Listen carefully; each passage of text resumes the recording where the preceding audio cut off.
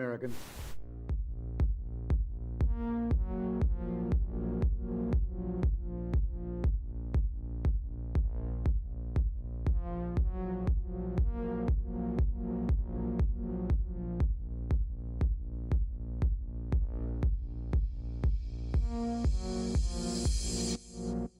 You might be wondering, why in the world is there a 30-minute countdown before the show starts? Well, we actually start live every day at 4 p.m. Eastern Time, so this whole 30-minute countdown is a chance for YouTube and Rumble to send out their alerts and notifications, so we encourage you to gather up and hang out with everyone in the chat room. So every day at 4 p.m. Eastern Time is when we do this show live. You can join us for the countdown if you like, or just set your clock and reminder that at 4 p.m. Eastern is when we go live. You can also make sure you subscribe and turn on that bell notification, so hopefully you will get a notification.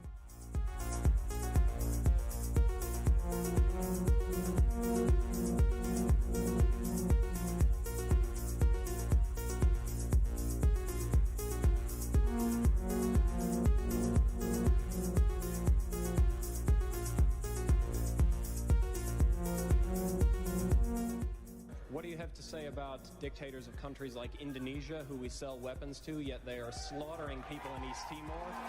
What do you have to say about Israel, who is slaughtering Palestinians, who impose martial law? What do you have to say about that? Those are our allies. Why do we sell weapons to these countries? Why do we support them? Why do we bomb Iraq when it commits similar problems?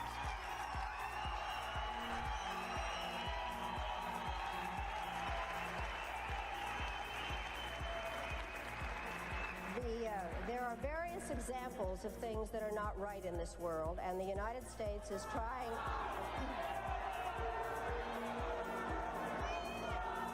I really am surprised that people feel that it is necessary to defend the rights of Saddam Hussein, when what we ought to be thinking about is how to make sure that he does not use weapons of mass destruction.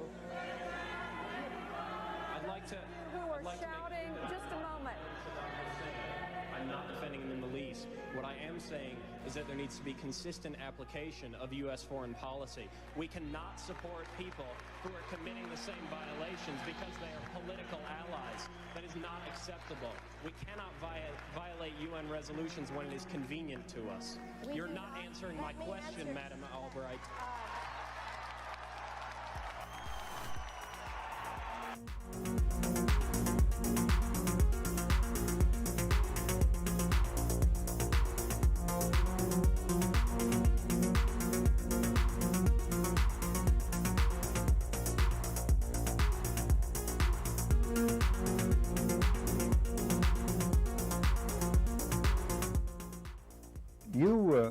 You briefed the press, did you not, when you were there?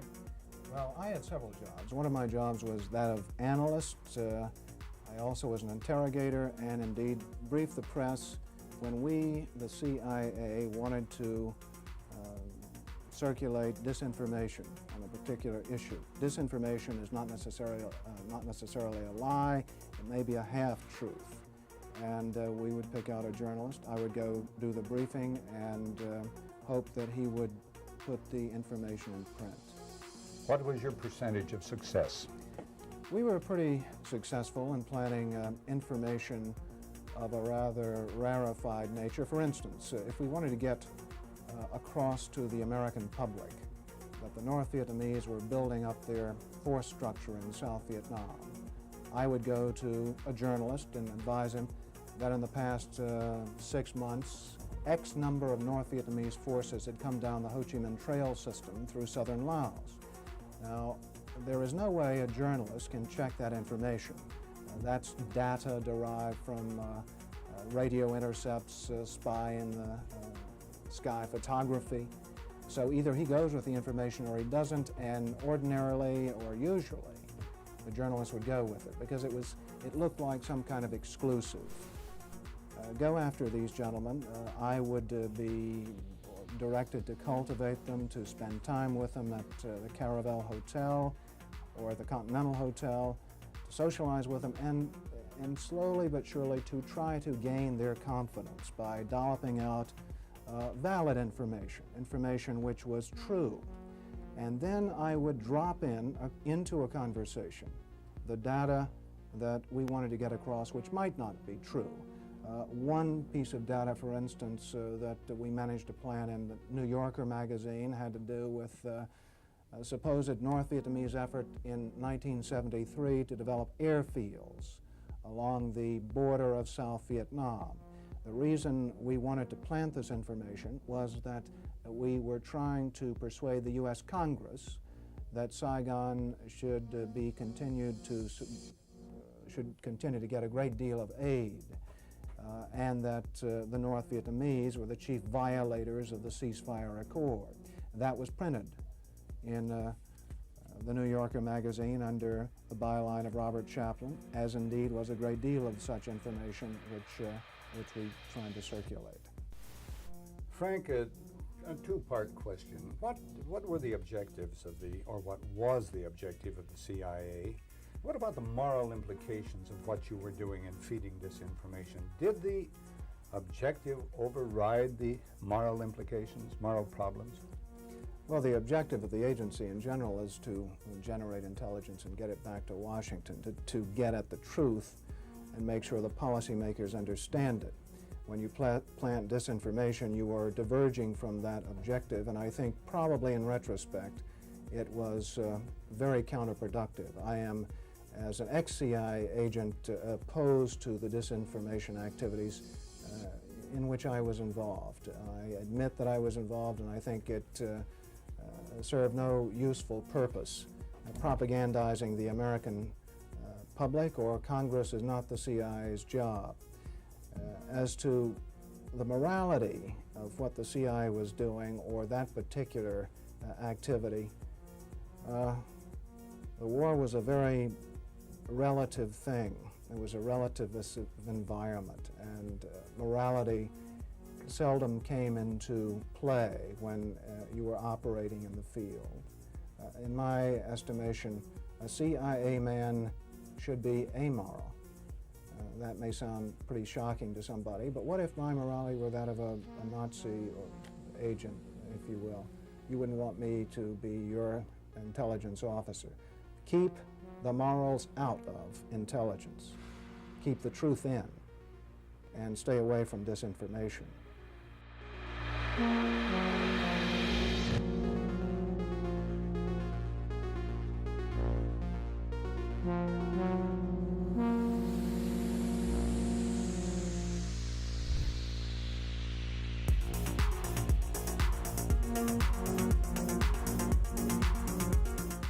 It would have been more appropriate for Mr. Trudeau, Prime Minister of Canada, to address this House according to Article 144, an article which was specifically designed to debate violations of human rights, democracy, and the rule of law, which is clearly the case with Mr. Trudeau. Then again, a Prime Minister who openly admires the Chinese basic dictatorship, who tramples on fundamental rights by persecuting and criminalizing his own citizens as terrorists just because they dared to stand up to his perverted concept of democracy, should not be allowed to speak in this House at all. Mr. Trudeau, you are a disgrace for any democracy. Please spare us your presence. Thank you.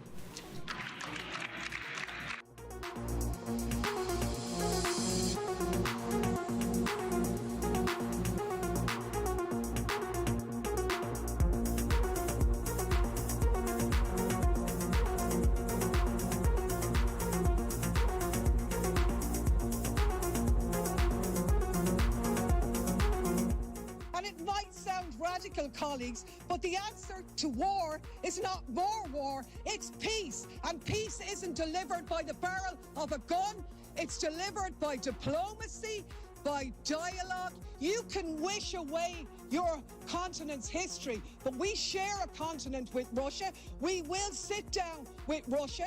There will be a negotiated peace, and this organisation should be promoting it earlier rather than delaying it and making sure that more Ukrainians die. Your feigning of sympathy rings hollow. It makes me sick, to be honest with you.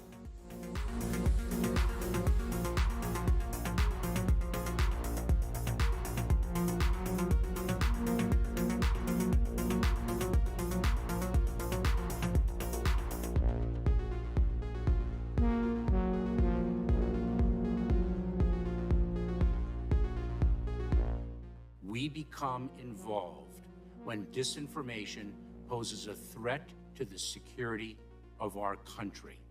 It is when there's a connectivity to a threat to our country. It could be a threat, a connectivity to violence. And what this working group does,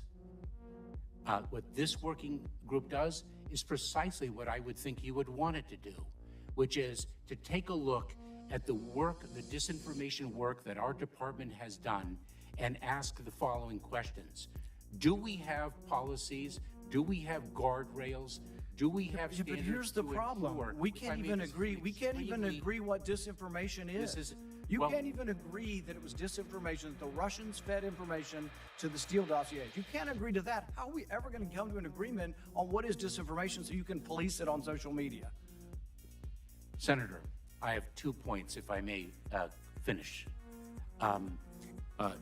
Number one, that what this office, what this working group does, because it's not an office, what this working group does is ensure that there are guardrails, definitions, standards to make sure that the free speech rights, the civil rights, civil liberties, and privacy rights of individuals. So do you think COVID disinformation threatens our national security? And number two, if I may, Senator, and number two, is it your proposition that when the cartels spread disinformation with respect to our immigration policies to try to lure vulnerable migrants to our border illegally? I think you've got no idea what disinformation is, and I don't think the government's capable of it. Do you know who the greatest propagator of disinformation in the history of the world is? The U.S. government. Are you familiar with MacGregor, the Pentagon Papers? Are you familiar with George W. Bush and the weapons of mass destruction? Are you familiar with Iran-Contra? I mean, think of all the debates and disputes we've had over the last 50 years in our country. We work them out by debating them. We don't work them out by the government being the arbiter. I don't want you guardrails. I want you to have nothing to do with speech. You think we can't determine, speech by traffickers is disinformation? You think the American people are so stupid they need you to tell them what the truth is? You can't even admit what the truth is with the Steele dossier. I don't trust government to figure out what the truth is. Government is largely disseminating disinformation.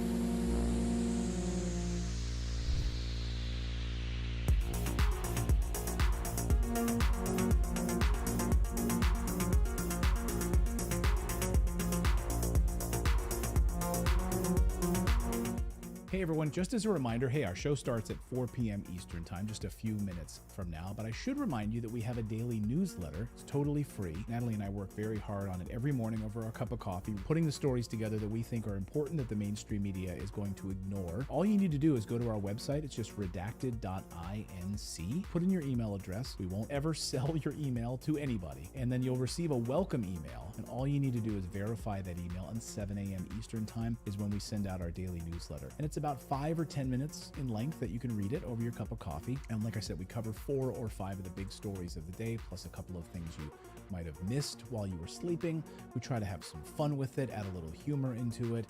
And again, it's a great way to start off your morning. But it's also a great way for us to stay connected with you as well, because we've been banned and blocked on some of these platforms before, where we haven't been allowed to post anything, not even a community post. So the only way for us to stay connected with you is through our newsletter. We were able to send out a newsletter and say, hey everyone, we're blocked for the next week, and let you know what was actually going on with our show. Anyway, go to redacted.inc and sign up for the free newsletter, and it'll be posted first thing in the morning over your cup of coffee.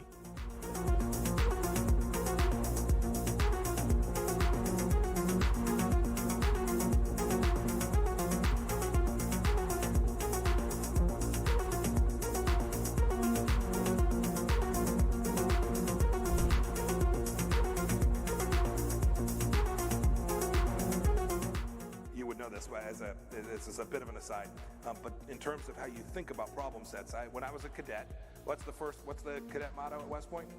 You will not lie, cheat, or steal, or tolerate those who do. I was the CI director. We lied, we cheated, we stole. It was like we had entire We had entire training courses.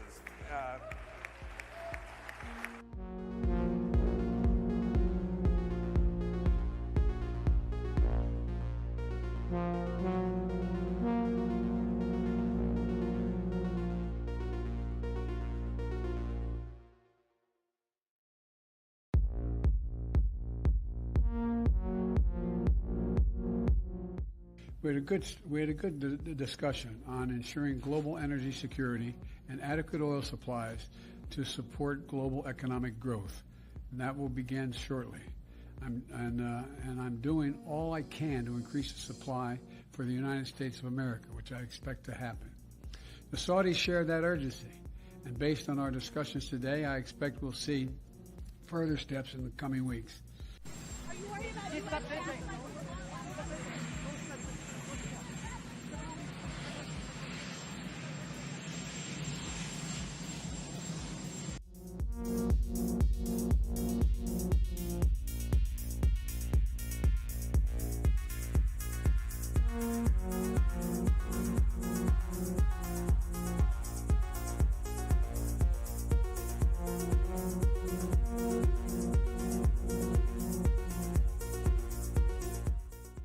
One of the hopeful things that I've discovered is that nearly every war that has started in the past 50 years has been a result of media lies.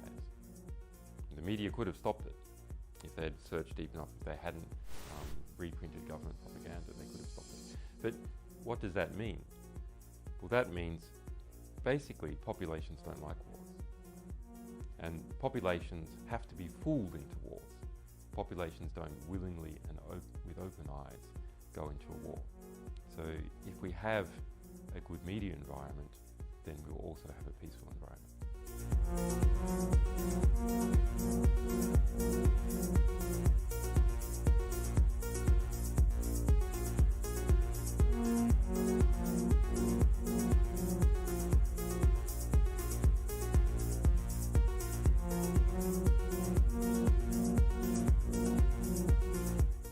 Killed a million people in Iraq. That is a separate... You killed a million people in Iraq. It's incredible that you have the brass neck to be sitting here now urging another Iraq war. George, after if what I was you've already still in done. Parliament, I...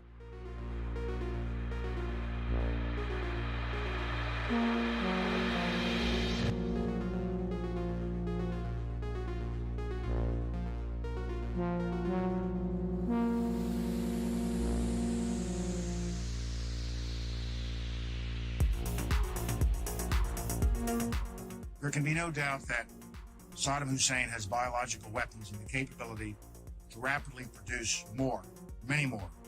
And he has the ability to dispense these lethal poisons and diseases in ways that can cause massive death and destruction. If biological weapons seem too terrible to contemplate, chemical weapons are equally chilling. UNMOVIC already laid out much of this, and it is documented for all of us to read in UNSCOM's 1999 report on the subject. If we consider just one category of missing weaponry, 6,500 bombs from the Iran-Iraq war, UNMOVIC says the amount of chemical agent in them would be on the order of 1,000 tons. These quantities of chemical weapons are now unaccounted for. Dr. Blick says, quipped that, quote, mustard gas is not marmalade.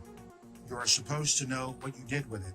We believe Saddam Hussein knows what he did with it, and he has not come clean with the international community. We have evidence these weapons existed. What we don't have is evidence from Iraq that they have been destroyed or where they are. That is what we are still waiting for.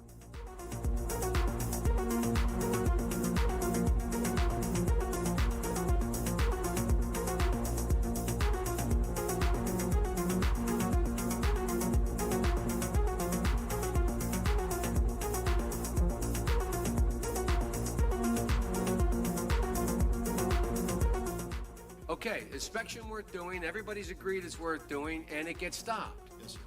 At that moment, we're an automatic pilot as far as you're concerned. Period. No ifs, ands, or buts. Now, I respect that.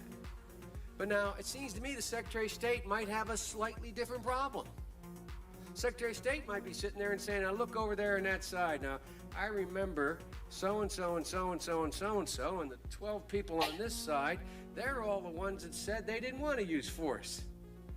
Now, I'm going to have to go tell the president now that we should, or Secretary Cohen, unleash whatever it takes to get it done. And our military assessment is the same as the majors. The majors' assessment is, privately held but publicly acknowledged later, that airstrikes alone aren't going to do this. Saddam's not going to cave on this. So, now here's the deal. I recommended the president have at it and let the chips fall where they may. A reasonable position for the Secretary of Defense, the Secretary of State to take. But I respectfully suggest, Major, I respectfully suggest they have a responsibility slightly above your pay grade. Slightly above your pay grade. To decide whether or not to take the nation to war alone. Or to take the nation to war partway. Or to take the nation to war halfway. That's a real tough decision. That's why they get paid the big bucks. That's why they get the limos and you don't. I mean this sincerely. I'm not trying to be flip. Because I think, and that's why I said at the outset, the reason why I'm glad you did what you did, we should come to our milk. We should make a decision. But in terms of whether the Secretary of State has no more to consider than you do as the arms inspector, you didn't get in, didn't get my job done, get me in. Period. You made the deal, right? That's the deal. A deal's a deal. Get me in. Scott Ritter, I'm ready to go. It's not how it works. Now, maybe it should work that way. But wouldn't you acknowledge that if you were President of the United States or the Secretary of State, you'd sit there and say, now, okay, old Scotty boy didn't get in. We said he should get in. We want him to get in. It's important that he does get in. They're not going to let him in, so what are we going to do now? We know that France and Russia aren't going to be with us. We're quite confident China's not. We've already run those traps. They're not there. We're not sure where the United States Senate is, but have at it, boys. Go get them. And by the way, Scott and the boys say air power's not enough. I think it's a legitimate debate, Scott, Major. I think it's a legitimate debate. But I don't think we should be putting it in the context of you have somebody up there at state saying, look, how can we weasel out of this agreement? We want to let this guy out there hanging. We're not this. It's a very practical political decision. Same kind of decision General Powell made. Same kind of decision President Bush made. Every president, every Secretary of State has to do it. Like I said, they get paid more than you. Their job's a hell of a lot more complicated than yours. They may have made the wrong decision, and you brought it to light. We should address it. We should say straight up where we are, and we should do it. And for that, I thank you. But it's above your pay grade.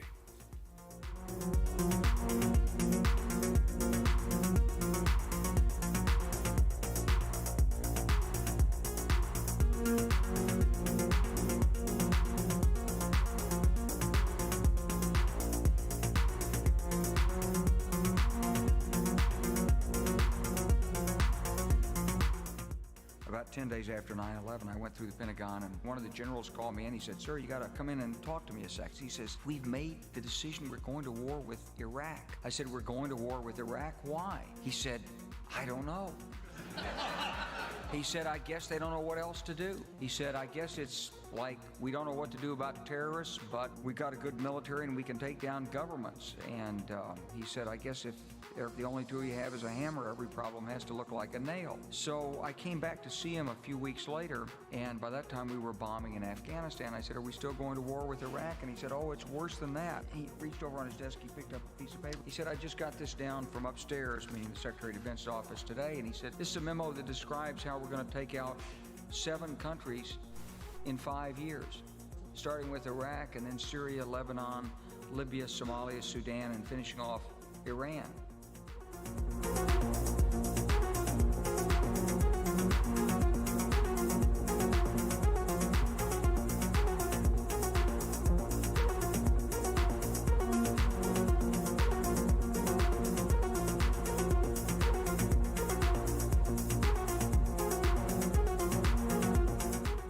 Hey Hey everyone, Clayton here. The show is going to start at 4 p.m. Eastern Time. I should remind you that we have a VIP community. It's our Redacted Rebel VIP community. Now, this show is totally free, what you're watching right now, right? You can subscribe here on YouTube and Rumble, totally free.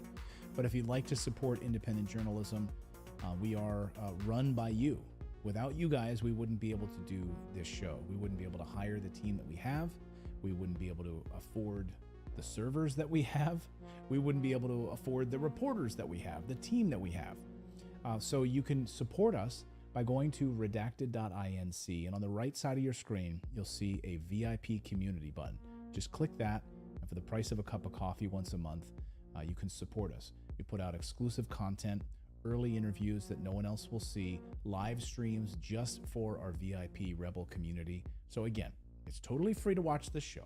But if you do want to support independent journalism, we would really appreciate it. Come on over to redacted.inc, click on that community button, and decide if you want to sign up or not. It's totally up to you.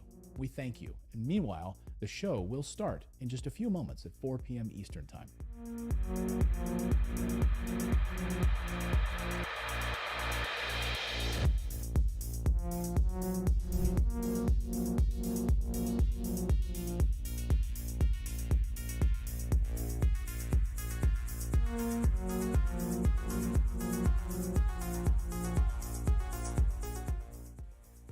Whatever our hopes may be for the future, for reducing this threat or living with it, there is no escaping either the gravity or the totality of its challenge to our survival and to our security.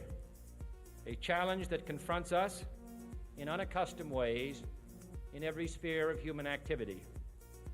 This deadly challenge imposes upon our society two requirements of direct concern, both to the press and to the President. Two requirements that may seem almost contradictory in tone, but which must be reconciled and fulfilled if we are to meet this national peril. I refer first to the need for far greater public information, and second, to the need for far greater official secrecy. The very word secrecy is repugnant in a free and open society, and we are, as a people, inherently and historically opposed to secret societies, to secret oaths, and to secret proceedings. We decided long ago that the dangers of excessive and unwarranted concealment of pertinent facts far outweighed the dangers which are cited to justify it. Even today, there is little value in opposing the threat of a closed society by imitating its arbitrary restrictions. Even today, there is little value in ensuring the survival of our nation if our traditions do not survive with it. And there is very grave danger that an announced need for increased security will be seized upon by those anxious to expand its meaning to the very limits of official censorship and concealment. That I do not intend to permit to the extent that it's in my control. And no official of my administration, whether his rank is high or low, civilian or military, should interpret my words here tonight as an excuse to censor the news, to stifle dissent, to cover up our mistakes, or to withhold from the press and the public the facts they deserve to know.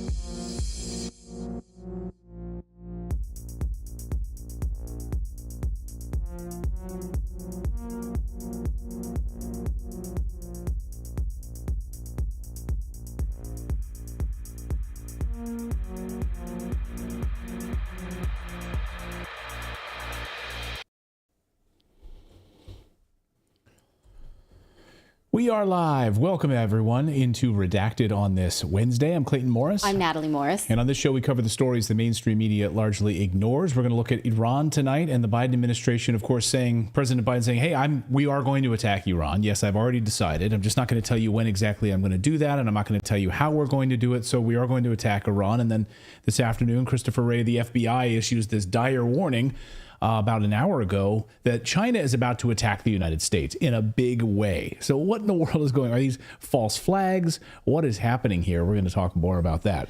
Plus, in Canada, they want to expand the MAID program, that's medically assisted dying, to include the mentally ill and orphans. We're going to look at their documents, why they're going to take a pause on extending this to mentally ill, but they still want to. The documents are crazy. Yeah, and we're going to go back to Maui tonight because we're going to look at some newly released documents which are redacted. Most of the names on these documents are, in fact, redacted. What does it mean? What is Maui? What is the county of Maui covering up about the Lahaina wildfires? We'll look at that more closely tonight and so much more as Redacted starts right now.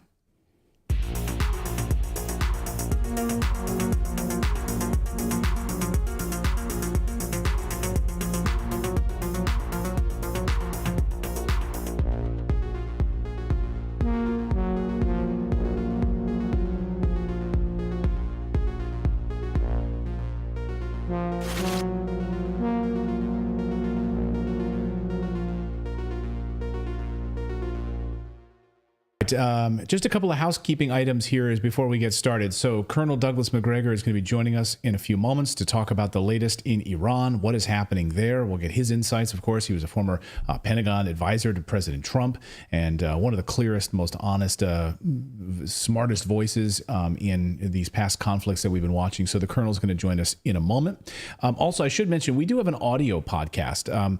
Many of you probably don't even know that.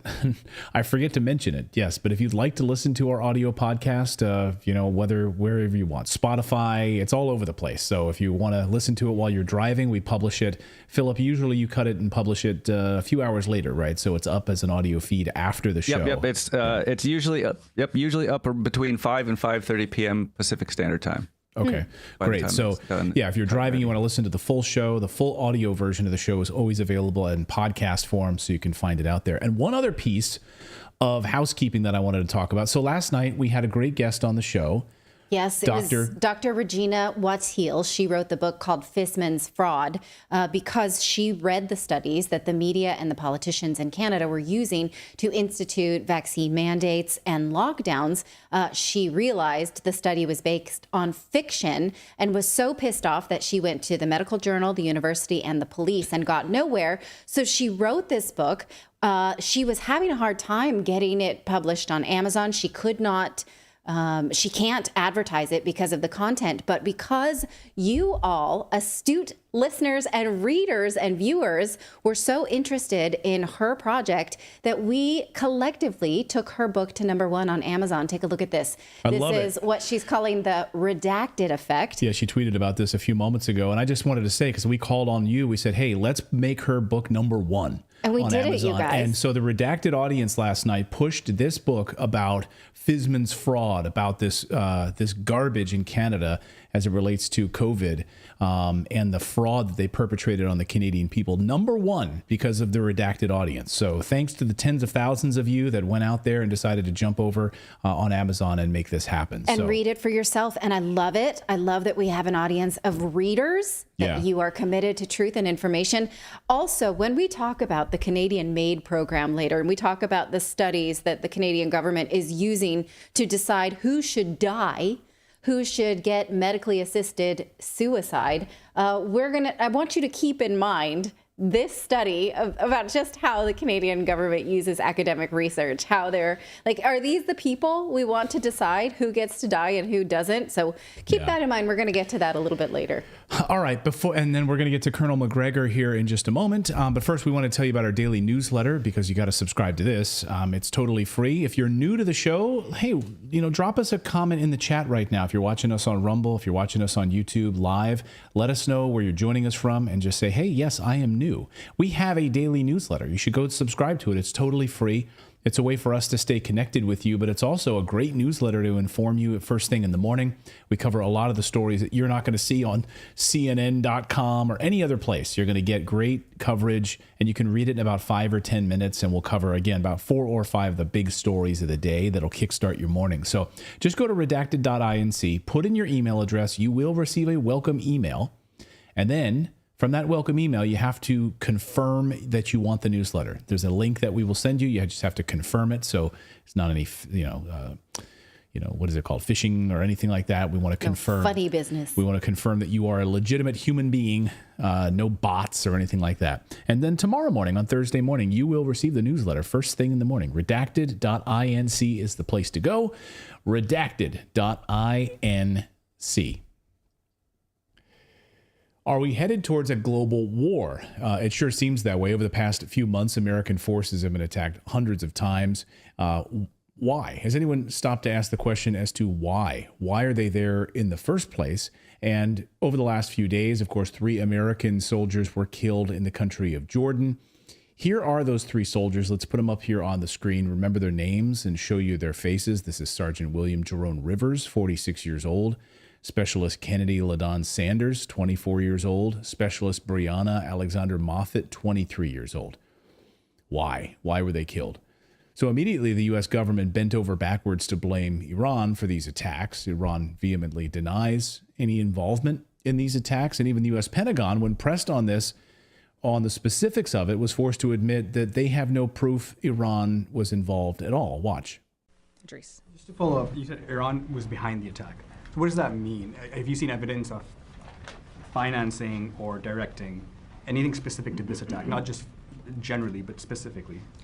So maybe I need to clarify further from what Lita had mentioned. We know that Iran funds these groups, like Kataib Hezbollah. We know that these IRGC-backed militias are the ones responsible for attacks on our troops in Iraq and Syria. Beyond that, we're doing an intelligence assessment. We don't have. I can't give you today that.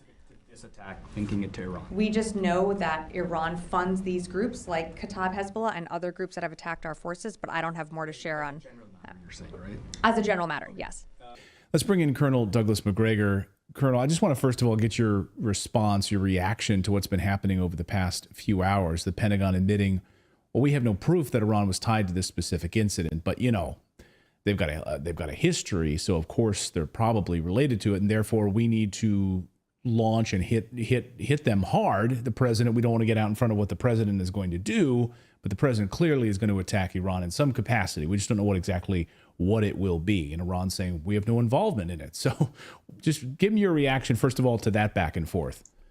Well, facts have never really mattered in Washington. If Washington wants to do something, they're going to do it. And we need to keep in mind that certainly over the last 20 years, there's been a concerted effort to bring on war with Iran. I mean, this is nothing new. Iran has been depicted as evil incarnate, as responsible for everything that's bad in the region.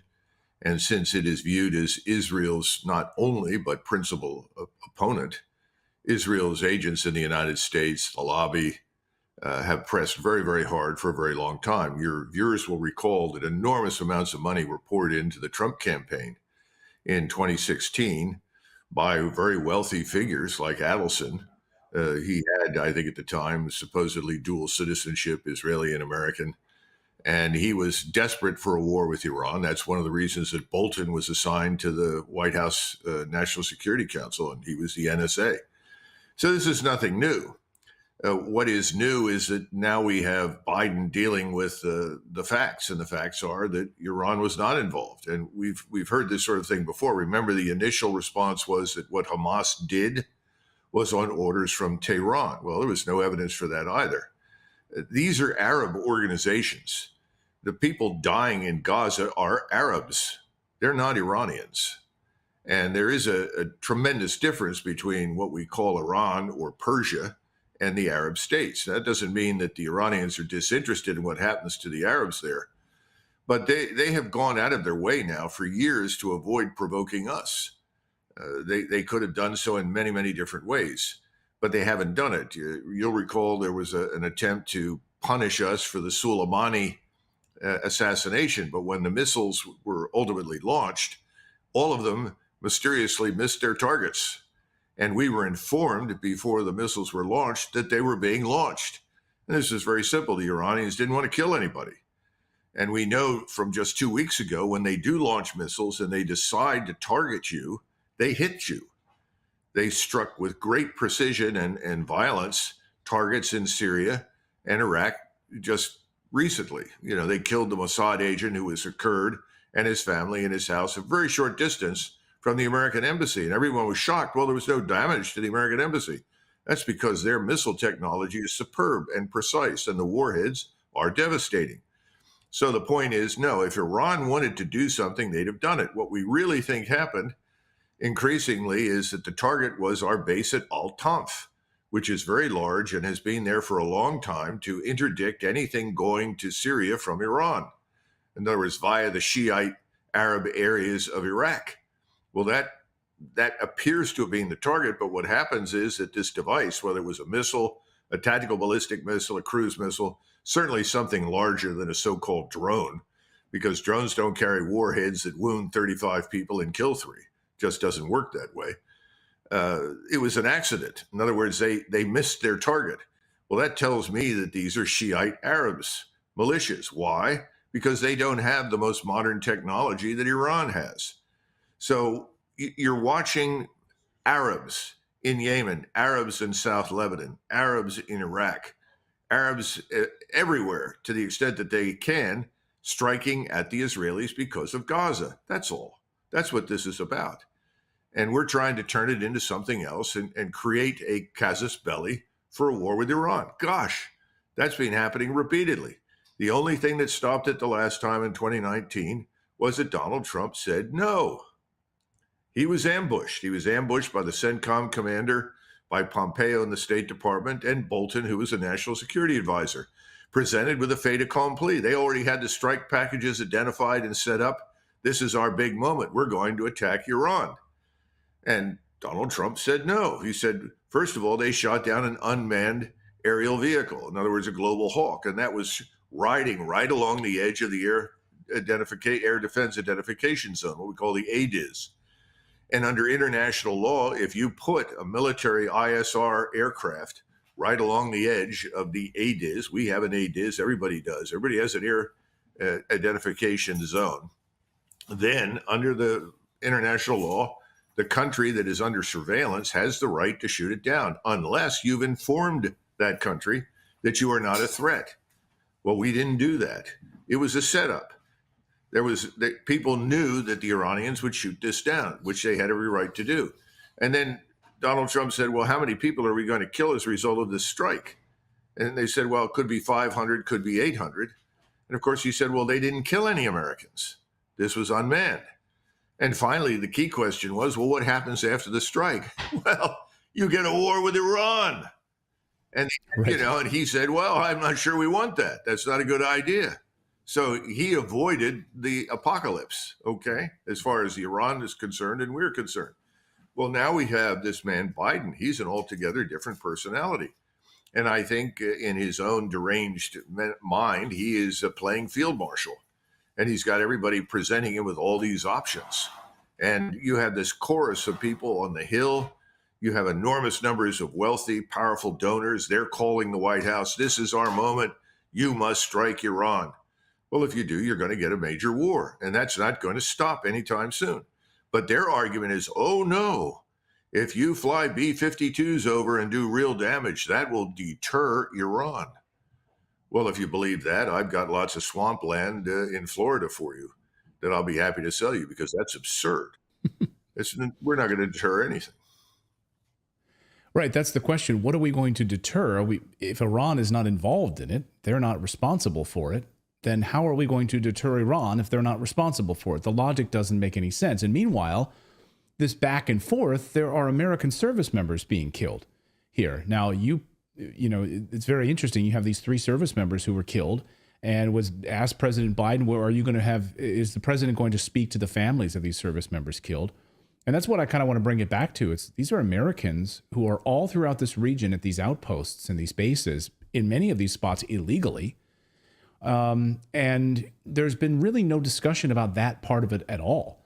And the framing of it is, how can we protect our American forces? How can we protect our American forces over there? To my mind, it's, well, you bring them home. Exactly. You don't have them there. You don't have them in these illegal outposts. Well, sitting there as cannon fodder. And the Biden administration has admitted, even in a New York Times article just a few days ago, admitting that it's only a matter of time before they're attacked, before they're killed, before they're attacked. So they're sitting ducks. They're being used as cannon fodder here. Well, they've been magnets for attack for a long time, but certainly since the 7th of October, when Israel began its operations in Gaza. And it didn't happen immediately after 7 October. It really ramped up after many days had passed, because that's when people realized the Israeli campaign is not a vengeance campaign. It's not simply designed to, quote unquote, restore deterrence. In other words, scare everyone that Israel will come and kill them. It was a campaign designed to expel or kill the population in Gaza. And when that sank in, then these attacks began ramping up again by Arab formations that were in solidarity with their brothers in Gaza, in Hamas, and with the population there, not even so much with Hamas, but with the Arab population. So I think the bottom line is this. First of all, the target was an accident. The target was Al-Tanf, which is in Syria. They struck this tower, which is a very short distance from the Jordanian border with Syria. We are legally in Jordan. Jordan has given us permission to be there for a variety of different reasons, not the least of which is logistics. We can sustain and supply forces in Iraq and Syria from Jordan. Jordan is a convenient place for us to stay and avoid being involved in fighting. But the problem is that, you know, now it's been an accident. They struck these things, and people are presenting this as an Iranian plot, an Iranian strategy. I think this is very much like the Gulf of Tonkin incident. Remember, the Gulf of Tonkin incident really had never occurred. And the fight that we had finally was not what people thought it was. Americans were not killed in great numbers. Nothing was sunk. But we eventually ended up sinking North Vietnamese boats. Well, everyone wanted to go to war in Vietnam. There was no stated objective. The mission was unclear. Nobody figured it out for the entire period that we were there. Well, what is the mission for our forces on the ground in Iraq and Afghanistan? And when I asked that question in the Pentagon, when I was just a senior advisor, I said, what are we doing there? What's the mission? Tell me why we're there. Ultimately, nobody could give me a good reason. But the principal reason for us being there, I was told, was for Israel. And I said, well, what are we doing for Israel? And they said, well, you know, we're early warning for Israel. I said, well, that's ridiculous, because the Israelis know more about what's happening in these countries than we do. They're much better informed. Their intelligence in those areas is better. Well, ultimately, it turns out in retrospect, we hold this small oil facility that belongs to Conoco up in the northeast corner of Syria. And we're pumping the oil out of there. And I guess we're selling it to the Turks, who then turn around for a profit and sell it to the Israelis, so that the Israelis are getting the oil that they need, you know, surreptitiously via the Turks. By the way, the Turkish population has found this out and is angry as hell, because they're violently anti-Israeli. If Erdogan declared war tomorrow morning on Israel, millions of Turks would gleefully march towards Israel to throw them out once and for all. So I don't know how much longer that is going to go on. The point is, we don't need to be there. We just need to get out. Our forces on the ground are just targets for no particular reason. By the way, that happened to us in Iraq after we'd been there long enough. We were just targets. We were part of a target array. We were convenient. No one wants to admit that if you get us out, the locals will forget about you, because you're not really the target. The only reason we are a target right now is because of our unconditional support for Israel. Now, remember that the Iraqi government has already asked us to leave.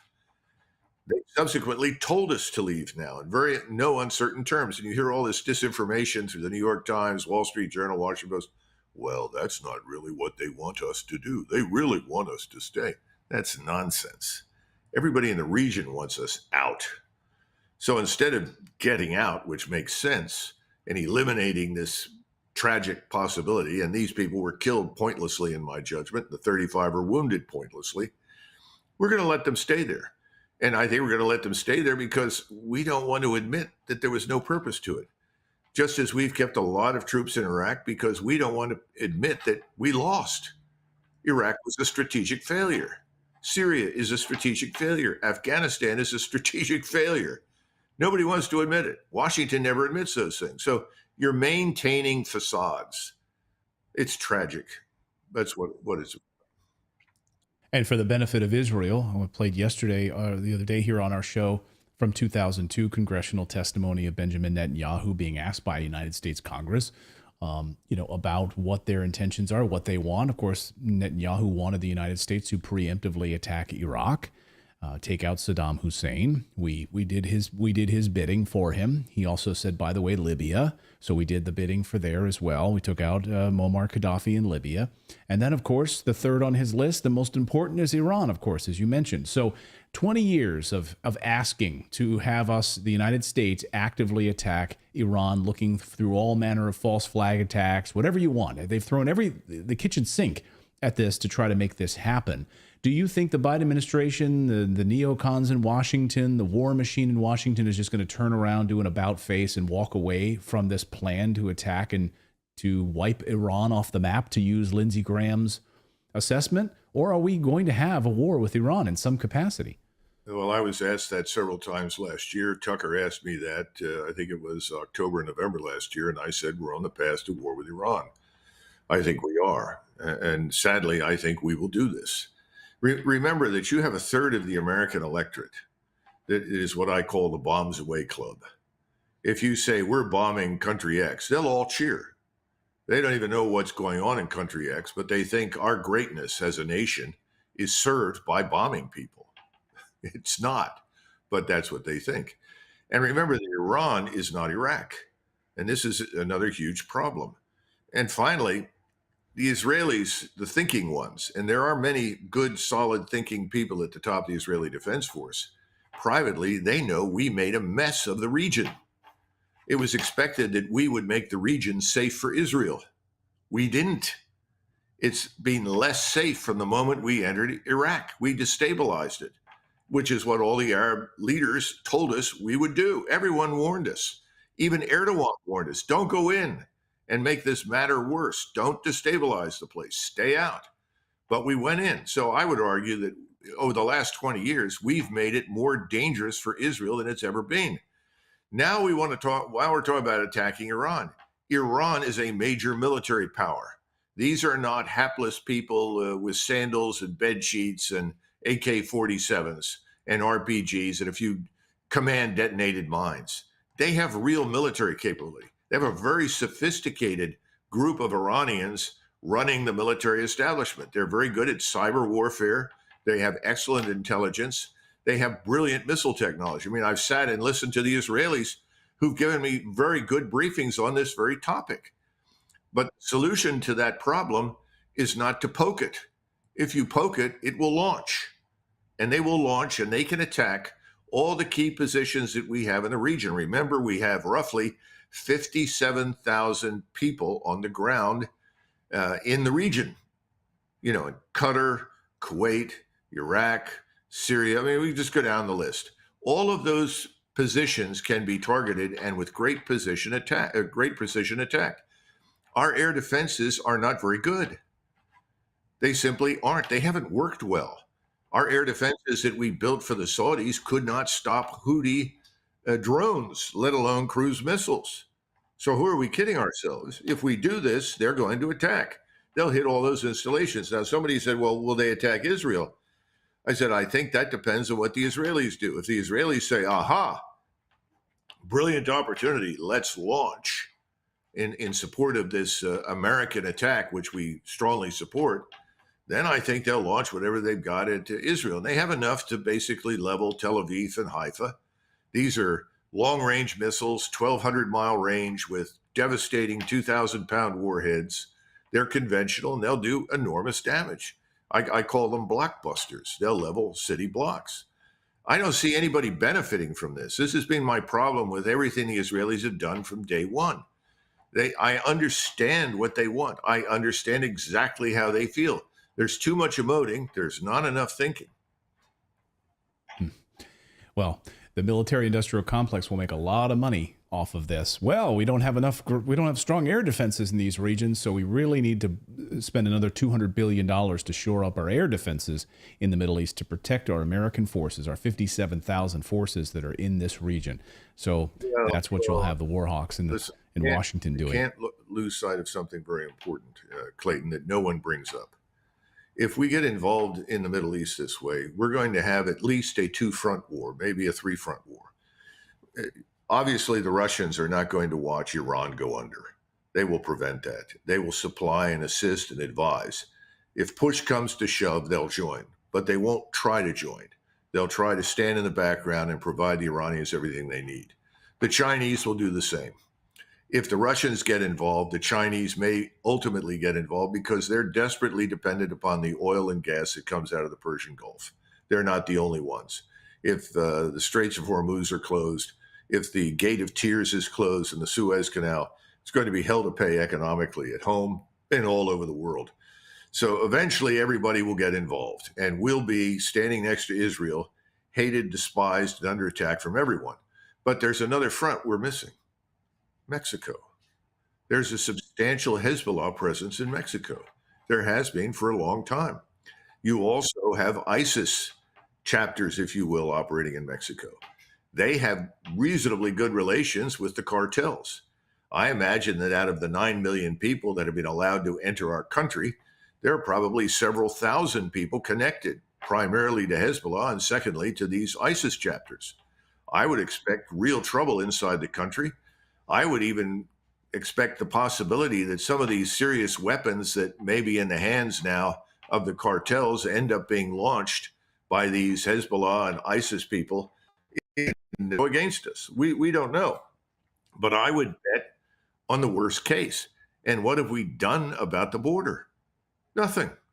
And there won't be anything done by the border because nobody in Washington wants to do anything. There are very few people there that give a damn.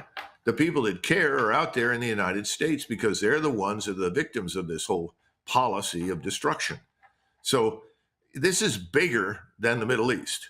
This will come and visit us in the United States. And we have stupid people that think we can bomb with impunity and nothing will happen to us.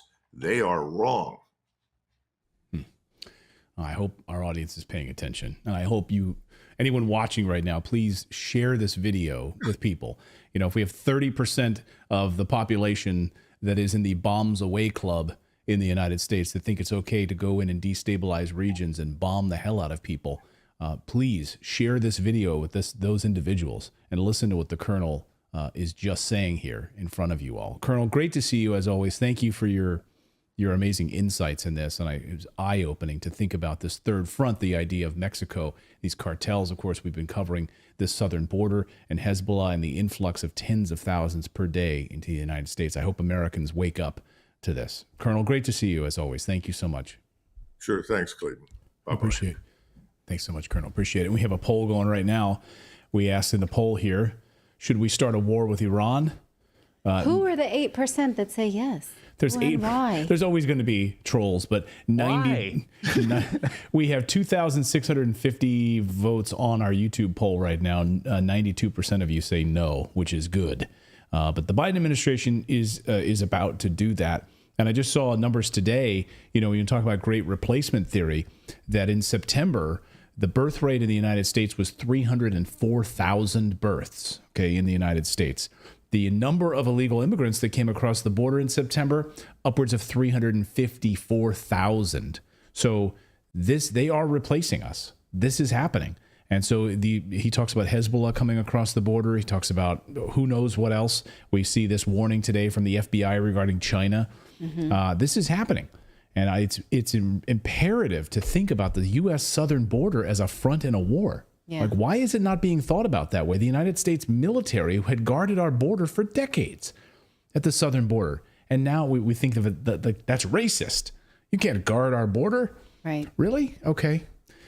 Yeah, unbelievable. Let us know your thoughts on that. We've got more news to get to here on your Wednesday. We're going to talk about the MAID program in Canada.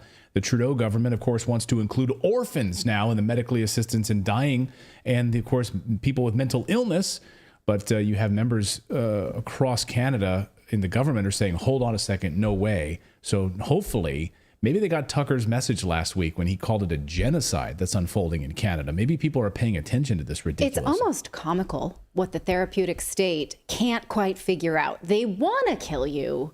They can't decide on what are the parameters to do that. And they just don't have the research. I'm going to show it to you because if it weren't terrifying, it would be comical. Like, how do we know? How do we prove that this is good for people to kill them? Right. Like, can you imagine a Trudeau cabinet meeting? Go ahead.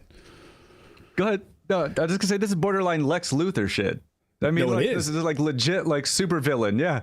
It's not even borderline. It is. I was just picturing like a Trudeau cabinet meeting. Can you imagine like a Trudeau cabinet meeting? I'm Like going to show you. Like what's on the agenda today in our cabinet meeting? Well, first up, how do we kill more Canadian citizens? That's number one on our agenda. Yeah. Number two is how can we? I mean, I don't know. I'm going to show you how they're trying to find standards in order to go on for this. It's like poor people, people who are depressed. And anyone who's on orphans, they call them mature minors. How do you get a kid to sign off on dying? So yes, hold for that. We're also going to talk about an update to the Maui Fires. Also today, the Senate is holding hearings to protect child exploitation online. What do we expect from that? How can we make sure our kids are safe? We have a guest coming up about that. But first, we want to tell you about our friends over at Aura, because if you ever do a Google search for your name or email address, you can find things that you did not know were readily available on the web because data brokers are selling your information to scammers, spammers, anyone else who may want to target you. They can find your name, your email, your home address, health records, even your relatives. It's all out there. That's why it's prudent to use Aura. I do. They are the sponsor of today's video. Aura shows me which data brokers are selling my information, and they automatically submit opt-out requests for me. So it cleans up your information and it helps to reduce the amount of spam that you get. Also protects you from hackers who could use this information to help access social media accounts, bank accounts, other sensitive information. Pretty much every day I wake up and someone's trying to reset my Facebook account. Why do you want to go in there? I don't know. It's not fun in my Facebook account, but they're always... want to use Facebook? That's right. Yeah. By all means, go ahead. But I barely use Facebook, but someone desperately wants in. But, because I have two-factor authentication, they can't get in. Stop it. You can start your 2-week free trial because we're all being targeted in one way or another. Start your 2-week free trial by going to aura.com/redacted. Let Aura do the hard work of keeping you safe online. Stop data brokers from exposing your information. Again, go to aura.com/redacted to get a 14-day free trial and see how much of your information is being sold online. That's aura.com/redacted. All right, our poll, still 92% of you, should we start a war with Iran? 92% of you say no. So the 8% want a war with Iran. Hey, by the way, you're getting your way. Yeah. If you do subscribe to the channel, your name will pop up here. Zach Andrews just joined the rebellion. Hey, Zach, nice to see you. Thank you so much for subscribing. And over on Rumble as well, of course, we are live streaming on both platforms as always. So please follow us and subscribe to both places, please. Well, can you ask the government of Canada to die if you have a mental illness, and will they help you? Also, should this apply to orphans? These are things that are literally on the table in Canada. This was the plan, but now the government has backed off just a little bit and put it on pause. That's not saying they're not going to do it. They still want to, but they had to take a pause. Why? Because ministers across Canada are begging for this extension to be, or an indefinite pause is what they're asking for. The main reason is they just don't have any evidence that this is a good idea. What is the research that shows that someone who's mentally ill should just be killed by the state? How are you going to prove that? How do you set up an ethical study? How does one even do that? I'll volunteer for the control group. Right, that doesn't get killed. That doesn't get killed. Yeah. Like, they're just like, I'm fine. like you see it in the campus newspaper. It's like looking for students for new medical study. some of you will die. I hope that's okay. The other group will get $50. Well, imagine to a control group, like you think you're going to die. Are you depressed? Yes. We're going to let you die. Do you feel better now? I feel great. Okay. You're not in the group that's going to die. Thank you. Thank you, Canada. And then they like put a placebo in your arm. Like you I'm not dead. I'm not dead yet. Bring out your go for a walk. We need everyone in this group to, take care of your will, call your family, give your last will and testament. And then, some of you might make it, some of you might not. But that's Canada for you. Okay, well, this was highlighted recently by Tucker Carlson on a speech in Canada where he calls the MAID program, which is the medical assistance in dying. It's basically euthanasia. He calls it a genocide. Watch. The government of Canada is killing Canadians, and not just a few and not just the terminally ill. Over 50,000 so far. 50,000. Any organization that kills 50,000 people is a genocidal organization. Period. And I don't care how you dress it up. That's just a fact. That's like a bottom line on a chart. How many people have you killed? Oh, 50,000.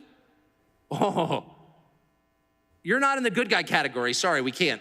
We're going to bring you up at The Hague, actually, where you should be. And now, under consideration, apparently next month, is a plan to expand the MAID program, the systematic killing of Canadians, not all of whom are terminally ill, many of whom are just sad because Canadian society has made them sad. They're going to expand that to children. And that's the point at which you have to say, I'm sorry, we're not going to be polite anymore. You literally can't do that. And I don't care if you don't need to be, by the way, a religious freak to think it's wrong for a government to kill people at scale. And I don't care, choice, they'll dress it up. No, it's totally evil. Okay, so what he's talking about is expanding it to children and the mentally ill. Both things are on the table, and I'm going to show you how the government has written this out and is trying to work their way around it to figure out how to do it. They've been freaking out about it for a long time. Some politicians, not the Trudeau government, they want it. But many politicians are freaking out because the deadline is looming within weeks, and they just don't know how to do it. Parliamentary committees have also made recommendations to expand MAID to minors, but again, they haven't figured that out either. This is from the February of 2023 expansion. They're saying we want to expand this to what they call mature minors, meaning you're mature enough to know that you want to die. And here are the recommendations that they made. Now, notice it says we need to do more consultations with minors on the topic, including minors with terminal illness, minors with disabilities, minors in the child welfare system. Wait, what?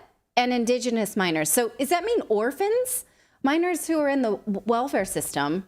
So poor children, orphans, children, Indigenous children.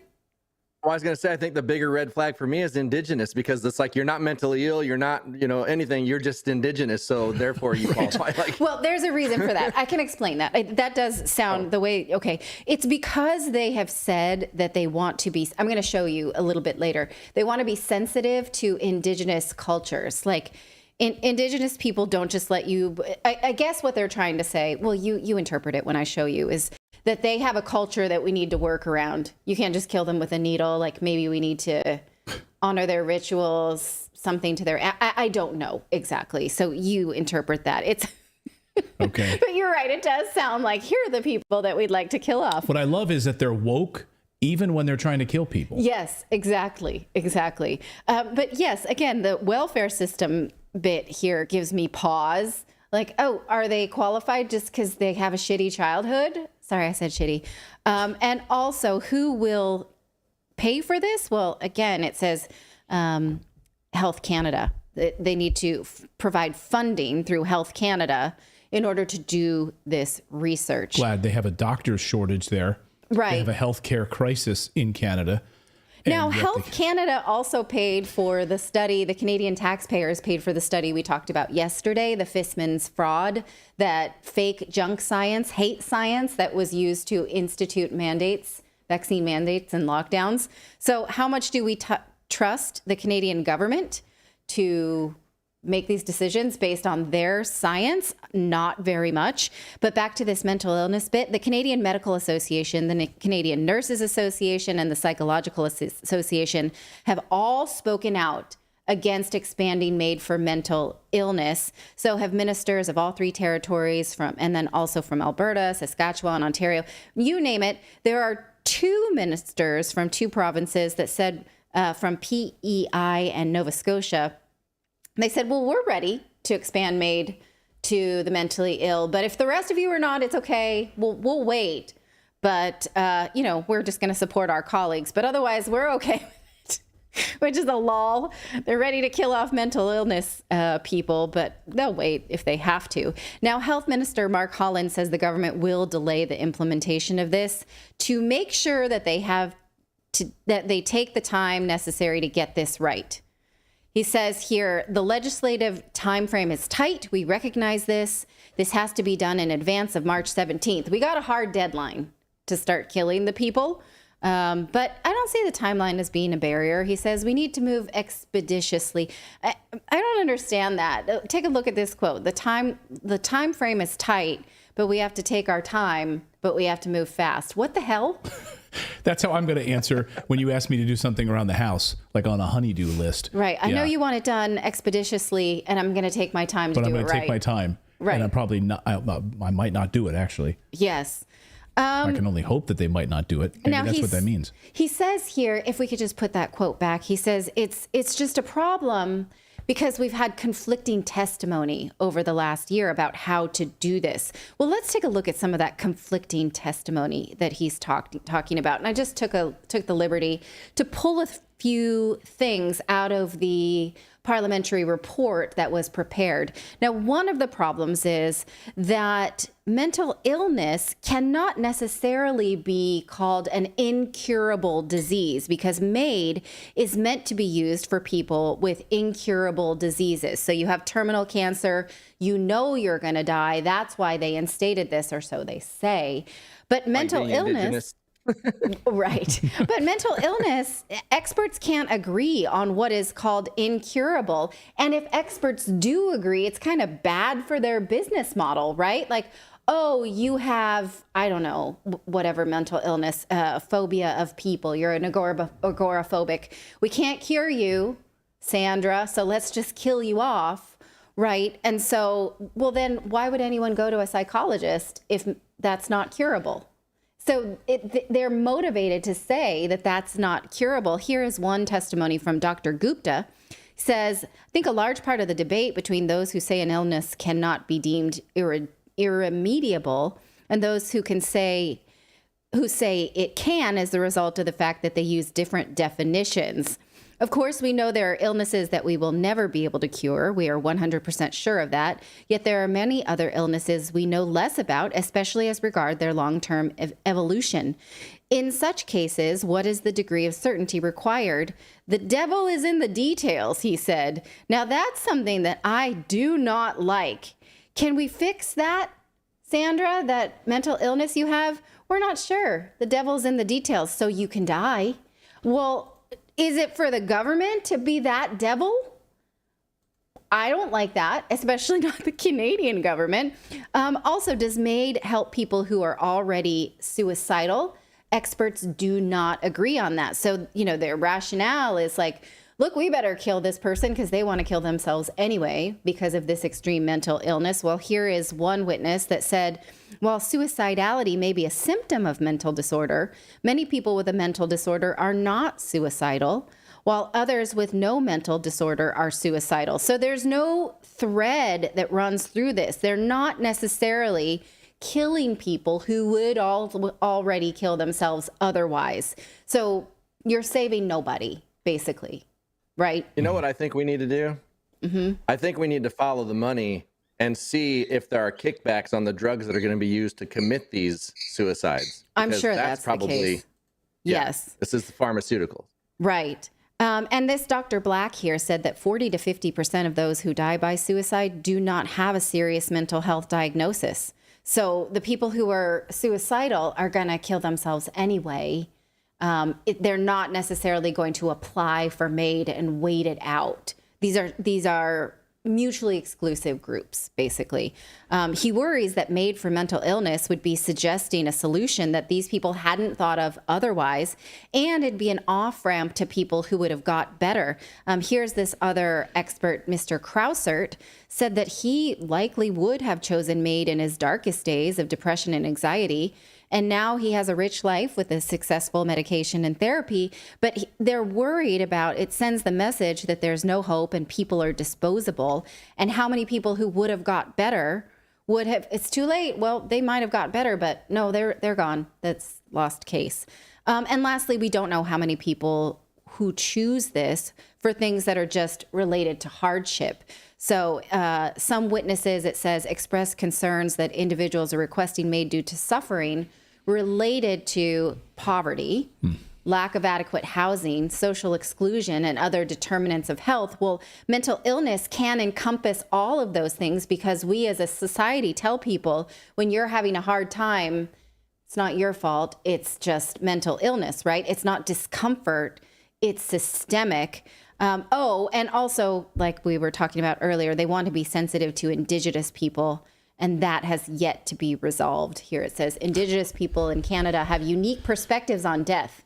We need to consider them, and they hadn't really had good consultation with Indigenous people to figure out what's a sensitive way to kill you. What, according to your culture, do we have to pray to a certain God? Do we have to? Well, and like the Indigenous people would want the government to take care of it anyway. It seems like Indigenous people are pretty much like, government, leave us alone. We're out here trying to live our lives. I was gonna say they're probably tired of governments killing them. So like, they don't want it to. Write it in law. It's like we've had enough of that. Yeah. Anyway, let us know your thoughts on that. Oh, I got more. Oh, okay. Well, you want me to be done? No, you just said, and finally, so I didn't know if you were done. Oh, no, there's more. Okay. There's always more. So the problem is here, they haven't figured out any of this yet, but deadline be damned. Again, even if you're the kind of person who thinks this might be a compassionate thing to do to someone who's suffering mental illness or impoverished, do you want this government to decide? This government that used hate science to enact COVID policies? Is it this government then that should decide when a mental health topic, who qualifies, who's not going to get better? Again, I have to mention that this is something that researcher Thomas Saz warned us about starting in the 1970s. He said that the government would take control, become a therapeutic state under the auspices of no fault. He wrote in 2021 that we are healthier than we've ever been, but more afraid of disease than ever. And that's for a reason, the therapeutic state. That's when the government convinces you that you're so sick or you could be sick, and you need to defer always to them for decisions about everything medicalization. I've shown you this before. He warned us about an inability to distinguish between disease, discomfort, and deviance. I'll just put this quote up here and you can read it as I talk. Again, disease is an alteration in the structural function of the body that's harmful to the organism. It happens at a cellular level. Disease is an abnormal activity of the body, not the person. Therefore, mental illness is not a disease, and it serves the government when we hand them that power, and we can't distinguish between discomfort and bodily diseases. So once again, where did we get this idea of mental disease or illness? From this guy. Schizophrenia was invented in 1924 by Eugene Bleuler, who used it to treat patients without consent. Now, remember, you can say no to any, in the United States at least, to any medical service you want, unless you are declared mentally ill, and then you lose your freedom, and then the government decides, right? And so if you look at the history of mental illness treatment, it's a disturbing history. And what's worse, There are few standards to deal with it now. So think about it. If you can be declared mentally ill without your consent, how long before they can kill you because of it? Well, there's a question about that in the United States, right? We have these people who've carried out mass shootings in the United States that have been on the FBI's radar. Yeah. They've had a history of mental illness. They're being watched. They're being tracked. Their rants and posts about threatening the lives of other human beings, right? They're on all sorts of weird medications and everything. Like, why aren't those people being looked into more heavily and perhaps even arrested or put in some sort of a clinic somewhere rather than carrying out a mass shooting? Well, that's a different, you're talking about the medicalization and the pharmaceuticalization, I guess, the growing drugging of a population, right? What I'm worried about, though, here is the fact that it's an expanding therapeutic state that takes power to tell you how you feel and what you need and what to do about it. And in this case, what to do about it can be fatal. Also, this idea that mental health is a disorder, is a disease that is incurable. Well, there's no way to prove that in a blood test. There's no way to show that on an X-ray, right? I mean, you can have scans of your brain and they can interpret it in any which way. But the one thing that gives me pause is that mental health professionals know that there's a social contagion to all mental disorders. It's been documented with PTSD. It's been documented with bulimia, anorexia. We are seeing it before our very eyes with gender dysphoria. This is documented really well in this book that I recommend often, Ethan Waters' great book, Crazy Like Us. So is saying that mental illness is a health illness that is incurable and you can die, by saying that they're going to get more mental illness. That's what you get. And then they'll expand their power to deal with it. This is, again, the therapeutic state in dystopic Canada. So let us know what you think of this in the chat. All right, we've got more news to get to here on your Wednesday. We are going to go to Maui. I had a chance a short time ago to sit down with Nick Sorter, who is there and has been covering what's going on. There's newly released documents that Nick has obtained that show redacted names of those individuals in Maui County who checked in to assist in the wildfires and the recovery efforts, but never checked out. So signed in, but didn't sign out.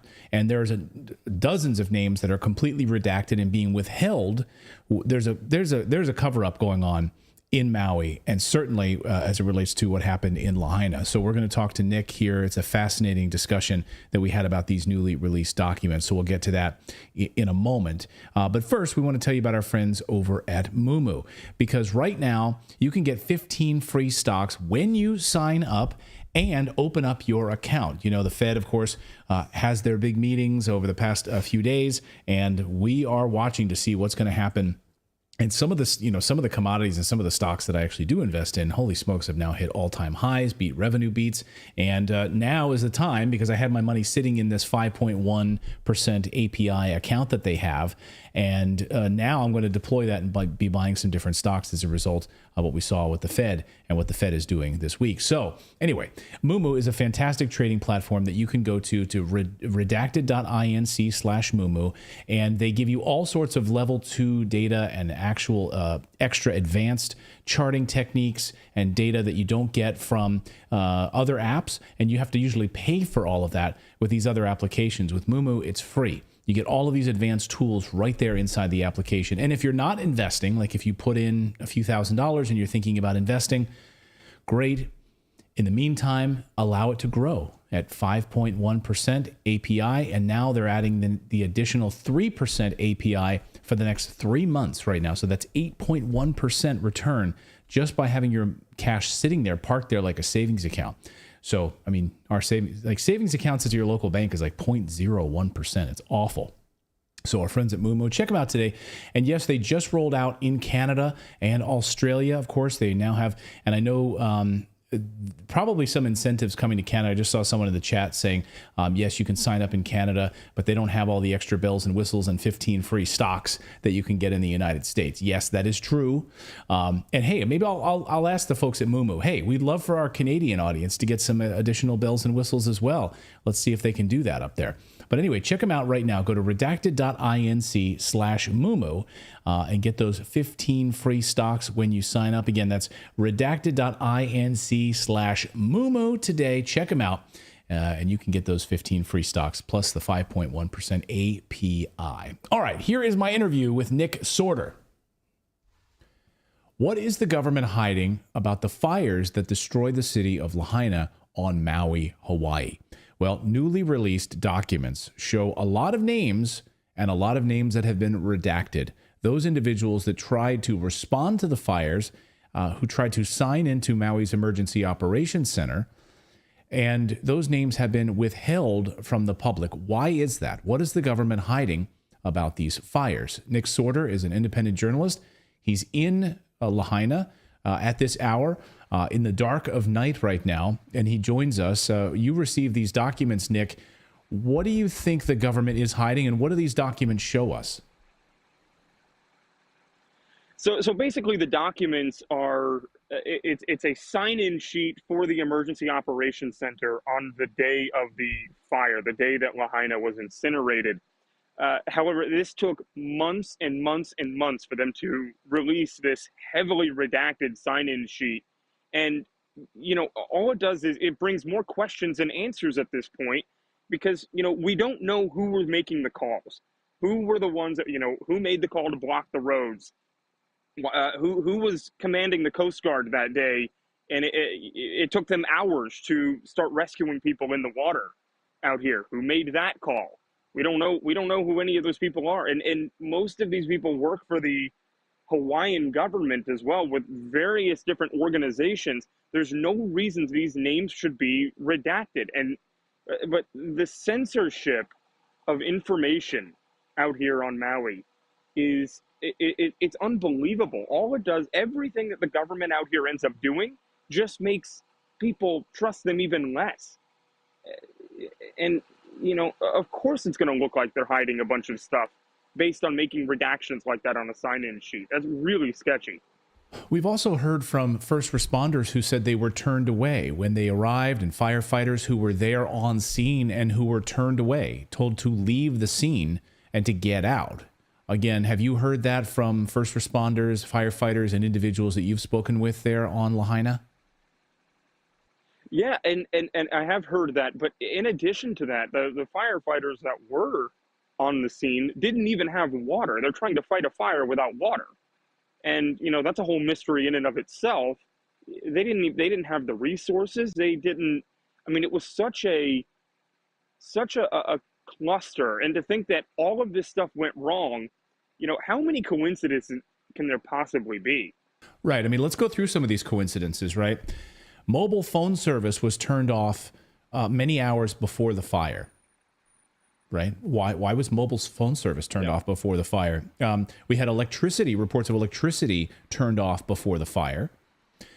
Tourists were allowed to be evacuated, but locals were held back. Why were locals not evacuated in all of this? The government the governor made a proclamation just a few days before the fire, which gave the state, I would say, like dictatorial rights, and allowed the governor to have, you know, control over this zone in the event of a natural disaster, which is really eye-opening. Why would they do this a few days beforehand, Nick? That's the $1 million question out here at this point, and that's a question that they haven't bothered answering. Now, keep in mind, Hawaii is the most corrupt state in the union, and it's really not close. So they've never been held accountable. They know that they can get away with a lot of different things, especially, you know, they feel like they don't owe the people any sort of answers. So no matter what the issue is, they don't care. And when the media goes away, and thank God you're covering this now, when the media goes away, they start relaxing even more. I mean, there's nobody to press them. And whistleblowers and such out here are terrified of retribution. It's very hard to find any sort of whistleblower out here because the government is so corrupt. You point out in these documents, if we go back to the redacted documents, you of course, you say that Maui County has refused to say who was in charge that day. I mean, if the governor had dictatorial rights, do we know? Was it Maui County? Well, I mean, was it the state? Was it the federal government? We don't know, right? No, we have no idea. And that seems like a pretty easy question to answer. But for whatever reason, they don't want to. I don't know if it was... I want to know the main shot caller here. Was it the mayor? Is he trying to cover it up for political reasons? It's very likely. The chief of police has been hiding for months and months now. Nobody has heard from him. He hasn't taken any questions. He hasn't done any interviews. He won't talk to the people. I haven't found a single person that has seen him here since like October. Wow. So was he the one that made the call to block the roads and keep all the residents in? Clayton, the only people that survived in Lahaina are the ones that went around the roadblock. Illegally went around the Maui PD's roadblock. So we don't have any answers about that either. Why were they blocking the roads? And people are wondering if the chief of police has resigned. I mean, literally a top query right now is whether or not the chief of police on Maui has actually resigned, because no one's heard. No one's heard of him. And of course, a lot of people drawing comparisons to the investigation in Las Vegas, that the same people overseeing the investigation of the mass shooting in Las Vegas is now in charge of this. And we still have incredible amounts of questions without answers in Las Vegas. And the same here, no? Yeah, I mean, it seems like the guy is just really good at covering up situations like this, because there were so many things that kind of allude to a cover up in Las Vegas, and then you come out here and it's the same scenario. And why they brought this guy out here to lead Maui police is anybody's guess, because his main resume piece was leading the response to the Las Vegas shooting, which was a total disaster, obviously. And they actually had to change a law out here, because you were supposed to have been, in order to be a police chief, you were supposed to have lived on the island for at least 4 years. They changed the law to bring him in and let him do that. They passed up a bunch of veterans in the force to bring this guy in. So that's another question. He is still in the position. I know that, but you wouldn't know that based on being on the ground. Right. I mean, all you need to do is go to Google search histories, and you can actually see in Google Trends people searching for, did he resign? Because no one's seen him. So you have people searching for this, and they can't find him, which is fascinating.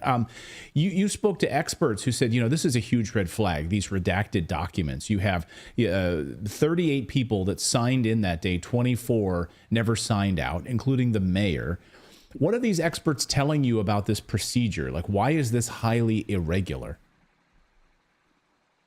I mean, it's totally against protocol for that to be happening. But basically what these experts are thinking at this point is these documents that they released are incomplete, as in they didn't release the newest versions of them for whatever reason. They if you look back at other sign-in sheets that Maui County has produced in the past, there aren't any redactions and they are complete. You see the sign-out times. Why was this different? It's almost like these were scanned in the middle of the day. And so their excuse there might be other names on the list that we don't know, that not just the redactions, but in the blank spots and such. Who else was there? Who else signed in? Don't know. It's unbelievable. And they won't respond to inquiries about that at all. They will not respond to inquiries. It's very troubling. What are they hiding here about this? Something very mysterious is going on here. Another big question, of course, a lot of people have is, what about the children? Now, we've been covering this story. We covered at the beginning when there was reports of over 1,000 children that had gone missing, that they weren't showing up for school. Now it appears that, at least according to reports, no, that isn't the case at all. And that there are, according to Reuters and others, these are mainstream media publications, there are no missing children.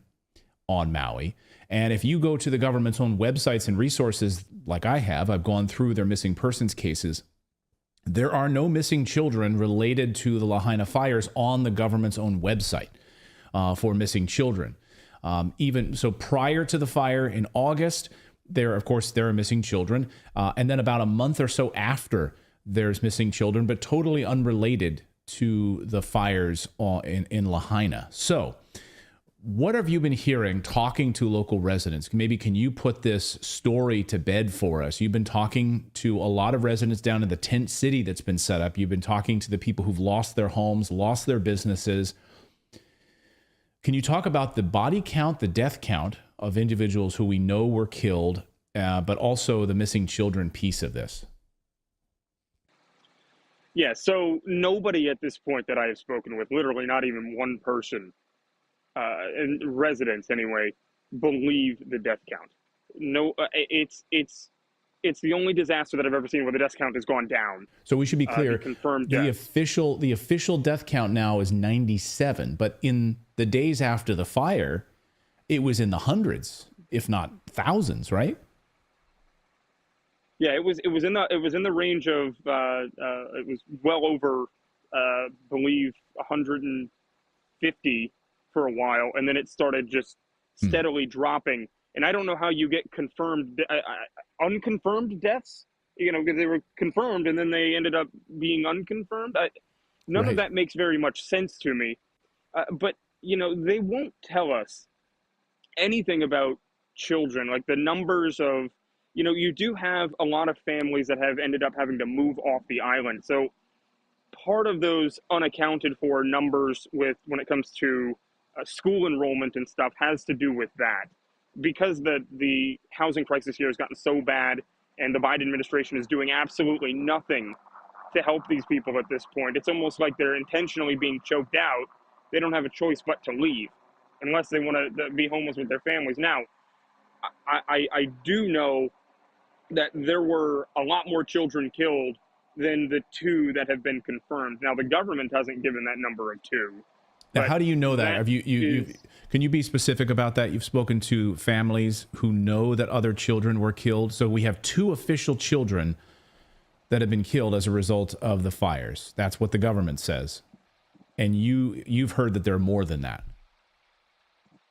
Oh, yeah. I mean, I was talking to first responders that were on the scene, trying to, right after the fire had blown through, and they saw dozens of, collectively had seen dozens of, entire families that were wiped out, with kids in the back seats of cars that were just totally incinerated.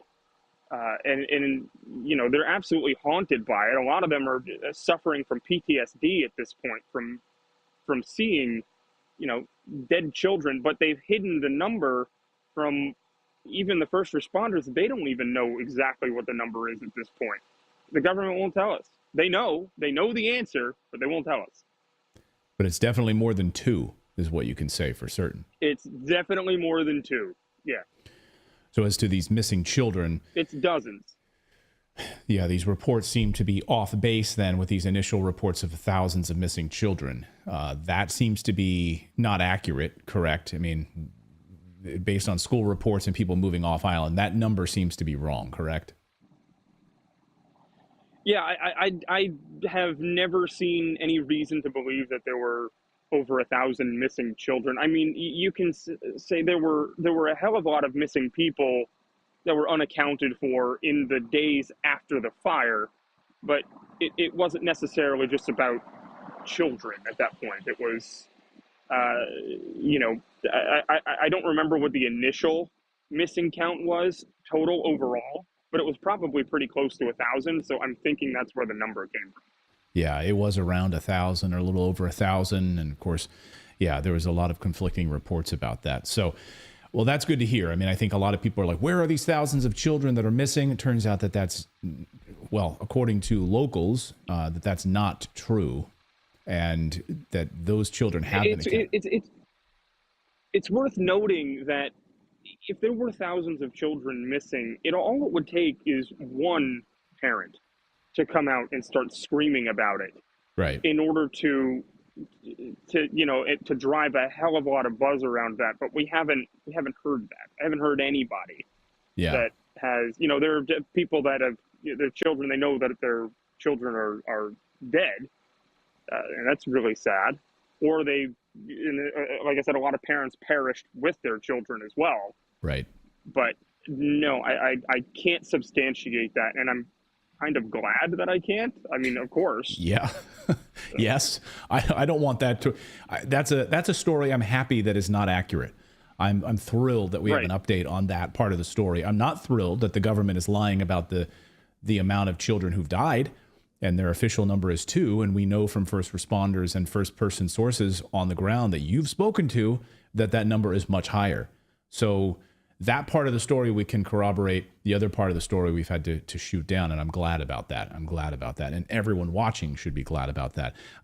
Before I get you out of here, Nick, can you just describe, you're there on Lahaina, you're at a blocked sort of intersection where, can you describe like what we're looking at behind you?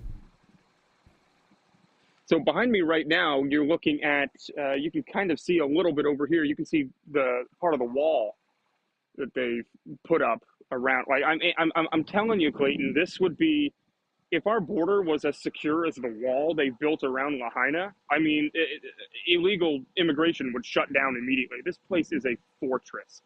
It's a fortress. I mean, there are police at every intersection at this point. Wow. It's so crazy to me. I mean, I've covered wildfires in my career in Montana. I've covered flooding, 100-year floods in West Virginia. I have never seen this level of barricades, police blockades, police standing guard around a situation like this ever. I mean, you've covered a lot of these things too, even in East Palestine, Ohio, where a massive chemical leak. You were able to walk right up to the site there. Yeah, that was on your show. I was right there. But not here. Right on top of the scene. No.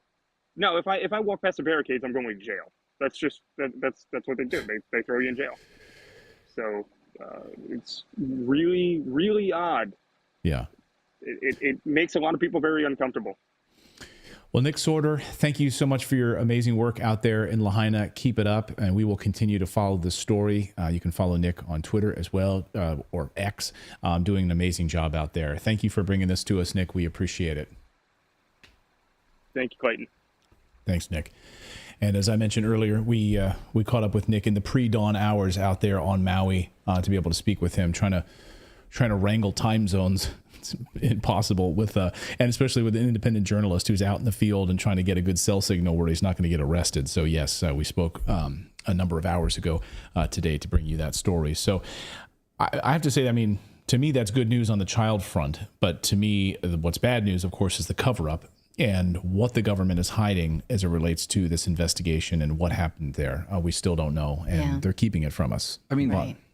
When you have an avalanche of, or like, like I've heard referred to by a YouTuber I like, but an orgy of evidence of incompetence, like there's just too much incompetence for it to not be, intentional.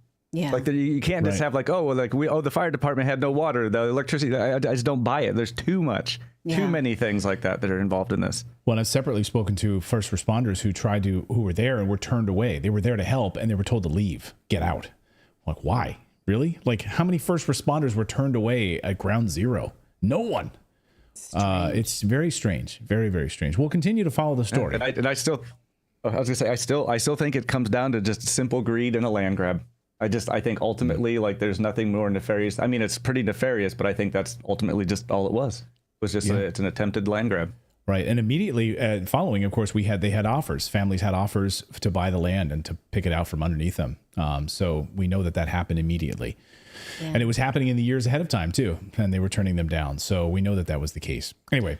Well, thank you for your attention on that story. We really appreciate it. We're going to bring you more. We're going to talk about what to expect from the Senate hearings today on child exploitation and sexual content online.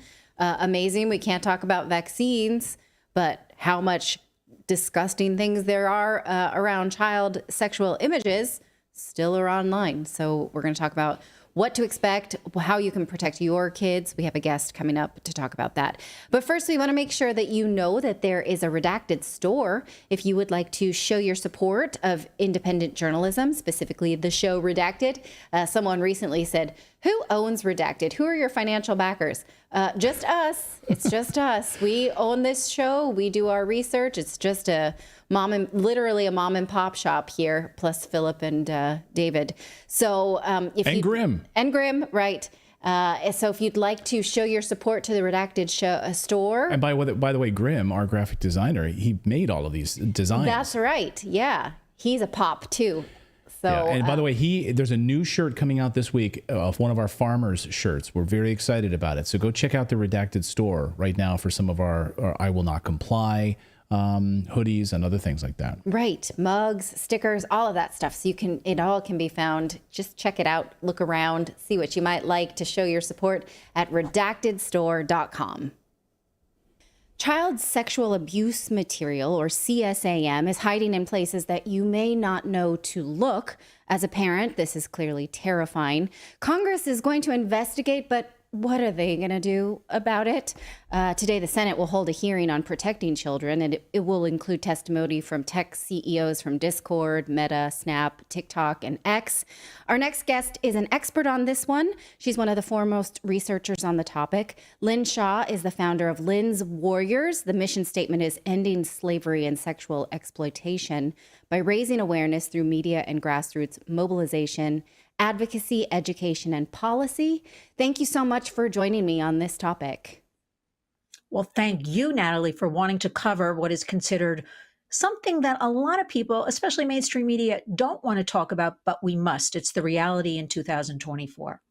Absolutely. In fact, my husband Clayton does a lot of our pieces on this topic, and he said, "This one's mine. Why are you taking my beat?" And I said, well, I don't want to. I admit nobody wants to talk about this, right? But there is a purpose in protecting not just my children, but all children. So today, the Senate Judiciary Committee will hold a hearing on protecting children online. What do you expect from this? Unfortunately, I expect 0. Now, Let me clarify that, because that sounds very negative. First of all, anything to do with children, CSAM, child sexual abuse material, big tech, not monitoring, not stepping up, not figuring out a way to work with the public. We've been down this road before. We had hearings a little over 2 years ago. Nothing came out of that, despite all of the testimony, despite all of the experts.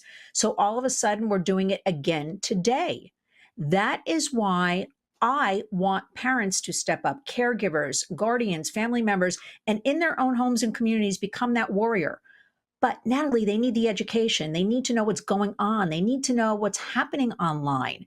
So that's where I kind of want to put the focus.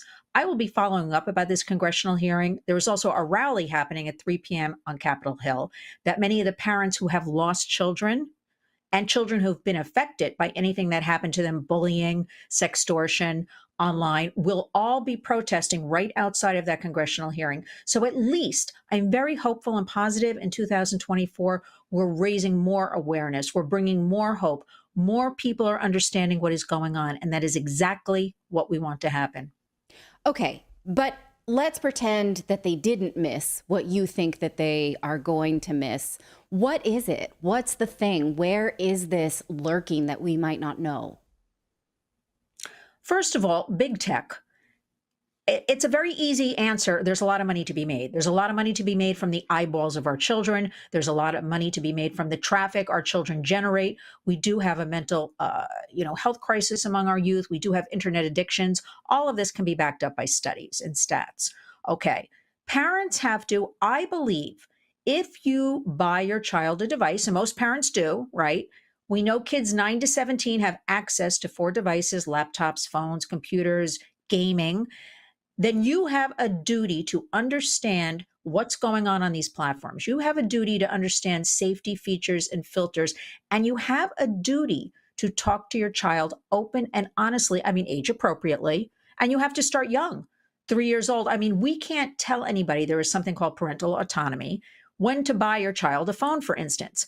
But we can suggest if you're going to buy that child a phone, you then must take these precautions. And there are so many great free resources, Natalie, that people just don't know about. So it seems very simple. We have to raise awareness and provide the free resources and open the eyes and not walk away, because the devices themselves account for over 75% of trafficking. People don't understand this exploitation trafficking. They really do still think of it as that, van kidnapping a child. Yeah. Yes, that is happening. But it's really, we've made it so easy for the predators. It's all of the devices. And again, so we have big tech on Capitol Hill today, and they're making a lot of money, and they hide behind Section 230 of the Communications Decency Act. I probably would too if I'm in their shoes. They act as a billboard. It's not their responsibility to shut things down, to monitor, to babysit, whatever you want to call it. It's kind of a very slippery slope, because we want to maintain, right, privacy, or we think privacy. So how are we going to work with Congress and big tech, parents, families, kids, and make it all work? I don't see that real solution. We're not shutting down big tech. I don't want to give up the internet. You don't want to give up the internet. We live in a digital world. It's not going away. How are we going to put safety features and filters on all of this, especially in the wake of AI, which is here? And Yes. that's even more frightening. So we have to start talking about it. Explaining to the kids. The kids are so smart, Natalie. Like, we have to talk to them. There's nothing embarrassing here. Open and honest communication. So what you're concerned about the most is sort of entrapment of children, where they sort of participate in something they think is innocent, and then they are led into something more sinister.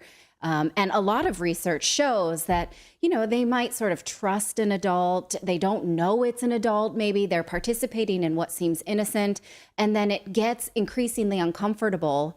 They feel responsible because they've been talking to someone, and all of a sudden they're in a place that they feel like they can't go ask for help. Someone's asking them for pictures they don't want to send, things like that. So you're worried about children being pulled into something, right? Not necessarily people trafficking images and kidnapping children. It's a little bit more, I want to say, subtle than that, right? To be honest, I'm worried about it all, because All of I'll it, tell you, okay. I don't I mean, it's a wheel with a lot of spokes that we have to, it goes around and around. And my fear is, and what happens is, people can't handle it. It's dark, it's ugly, it's too much to handle. So they turn it off. They close the door, they close their eyes.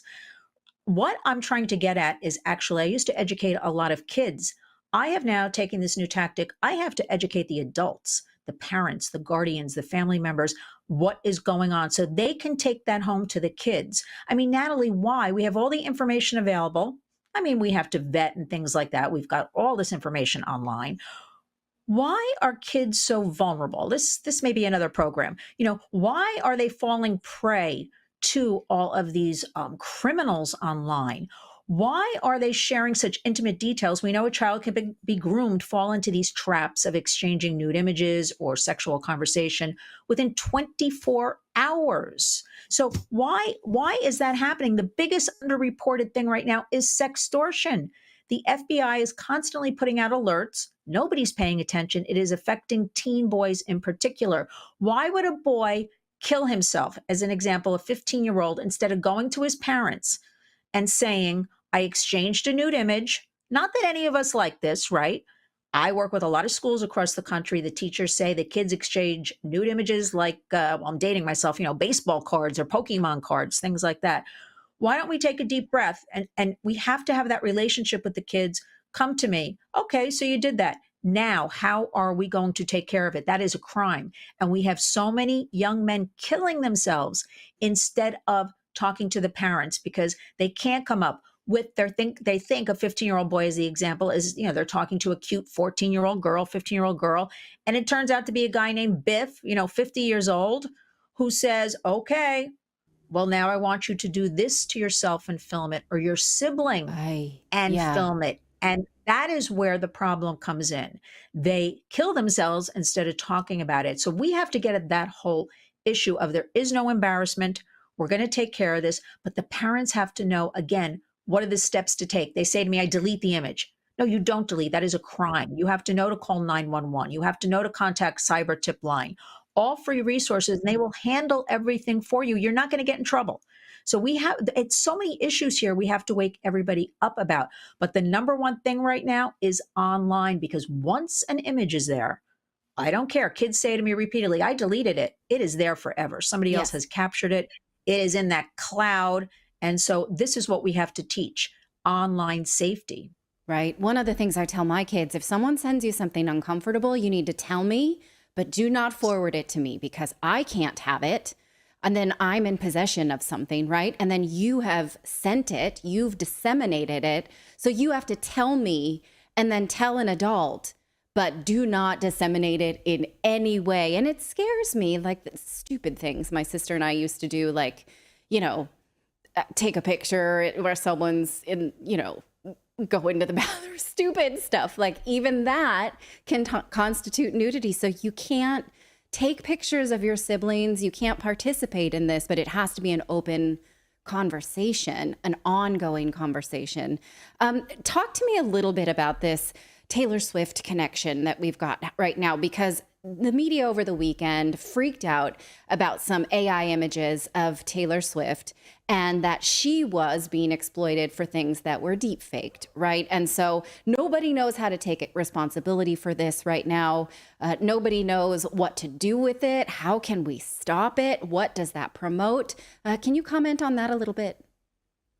Yes, I work with a lot of tech experts, and they tell me privately, Lynn, we don't know where this is going, except we think it will go in the direction of bad, evil, as far as AI. So, you know, we have Apple iPhones, the watches. On their cloud right now, they are allowing this CSAM, this child sexual abuse material, okay? They announced in 2021 they were going to work with the community for safety, work with, you know, Congress, work with everybody. We're going to start monitoring this. We're going to start, you know, looking, sweeping for these images, take them down automatically, flag. And then lo and behold, I'm laying out the story here, it just disappeared. Everybody was excited. Okay, we have some action from big tech. Maybe the other platforms will follow suit. We'll figure this all out together. Now, Apple stopped it. At the same time, fast forward a few months, Apple announces this huge deal with NFL. Now, I'm just connecting dots myself. I don't have any proof of anything. And they announced this $50 million a year deal with the NFL. Now, fast forward. We have Taylor Swift. She has the most amazing marketing PR people behind her, because she's in my face every single day and I'm not even looking for her. Right. So now so I'm thinking to myself, okay, constantly at these games, she's now going to be at the Super Bowl. Is she aware at all, her fans, who are mostly children, teens, that Apple, who is sponsoring the Super Bowl halftime show, is behind so much of this child sexual abuse material allowed on their platforms? I think there are a lot of dots to connect here. I think the public needs to be made aware. I think there needs to be some sort of backlash that this is unacceptable. Why is this allowed? Why aren't we talking about it more? Why aren't we saying we will not have any of this? Enough. There is a war on for our children. Okay. So I think Taylor Swift, in our faces every day, should be made aware of what's really behind the halftime show and all of her promotion of being at these games and everybody loving it. There's a lot to think about here with all of this going on, especially in light of her fans are basically pretty young. Right. And what's interesting is that the conversation right now is so much around censoring people for saying things about COVID or saying things about Russia or saying things about Ukraine. And we sort of gloss over what is actually dangerous to say online or show online or participating online. And so it seems disproportionate, don't you think? It's something, you hit the nail on the head, because every day I ask the question, how come I can tweet something? It can even be I'm retweeting a story that's vetted from a news source, and they'll tell me I am abusing community standards or something, or I can't tweet that. How come they don't, any of this child abuse material, how come none of it pretty much is censored? Right? I don't understand it. I ask Congress, I ask other organizations I work with, experts in the field, lawyers. Nobody has an answer for me, Natalie. Why is this allowed at all? There is no censoring of this material. I can only say, again, the answer of follow the money, because it's making so much money for people, for traffickers. And again, all these images online, servers are in other countries. It is hard. There aren't the resources. It's hard to deal the red tape with other countries, how to get at this material, to take it down. So it's just a big mishmash of a mess. But again, to your point, why isn't any of this censored? Yet an innocent tweet about a vaccine, I don't like a vaccine, could be censored. Makes no sense. It doesn't. You mentioned a few free tools that parents can look into. What are those? Two of the best are colleagues of mine. One is called Protect Young Eyes, protectyoungeyes.com. Our good friend Chris McKenna, he will, for you, and it's on the website, protectyoungeyes.com, every single device. He will explain to you how you put the safety features and filters on. He will explain something, Natalie, I wasn't even aware of, routers in your home, how you can protect yourself with a router. So he's got all that going on, all free information. It is a wonderful, wonderful resource. You can write to him, find it on the website, his email. He will help you for all free. Now we go to the second one, Bark, B-A-R-K like a dog, bark.us. For a small fee, they will monitor text messages, incoming, emails, anything with images for you. It's very reasonably priced. For the older kids, it's like $9.99 a month. The younger kids, $4.99, and you will be alerted to something that's not right coming in on that child's phone. So this is another tool, even though it costs a few dollars. I am telling you, it is the number one tool to keep you and your kids safe and open it up. And also just general awareness of being aware this is going on. Follow Lynn's Warriors. I mean, I named everything Lynn's Warriors. I put out so much free information. Use this toolkit. Do this. Here's what's happening. Here's a headline. Just be aware and talk. The number one thing, Natalie, talk to your child. Talk to them. So what platforms are you on? Know what's on their phone or their laptop. Know how many friends do they have? I mean, you really should only have people you know, right? Not strangers. Yeah. Talk to them. Again, if somebody approaches you or says something you're not sure of, uncomfortable, you have to go to that adult. You have to just start opening up the communication. We have to get back to that. And I also recommend, and it works because we work on it, devices at nighttime are kept out of the bedrooms of children. Yes. No devices. They need their sleep. They stay up all night scrolling, swiping, disturbed. A lot of things happen. And you know what? Get those devices out. The kids report back to us after a little screaming and kicking. They are so much happier when they don't have to deal with all of that. And the parents are happier too. Keep the devices off of the kitchen table, the dinner table, when you're eating. And another simple trick is, just when you're in the car with the kids driving somewhere, have a little conversation just about, online use. But it really begins with starting just those simple little facts. Put down the phones, including the adults. Kids are watching us in the home. Okay. Put the phones Clayton. all down for 15 minutes because we're all addicted to this. Just show them by example, 15 minutes. But we must get a handle on this because right now the law is lagging behind all of this technology. The predators are winning. Yeah. Okay. Can I get a little maybe conspiracy? I'm just going to ask this question and see if you have a response to it. Because before I started to read and study these types of things, and especially read books on adolescence, because I have some, I may not have seen it this way, but now I sort of feel like certain political parties have a transhumanistic agenda to ruin the sexuality of everybody as a control mechanism. What's referred to as transhumanism. Just, let's break down all bodily functions and human functions and create droids of human beings that we can control. And I feel like the lip service done to protect children feeds into that. I don't have proof. I just feel it. Can you respond to that? Have I gone too far? What do you think? Well, you could never go too far with any of this. And that's number one. Conspiracy to me actually means truth, because a lot of conspiracies, we were told things were conspiracies, fast forward, right, have proven to be true. So what I'm going to say about it, this is my opinion, there is a war on for children. Yeah. Unfortunately, I don't think anybody really care about children. It's a shocking statement for me to make. I think they look at them as a commodity. Okay.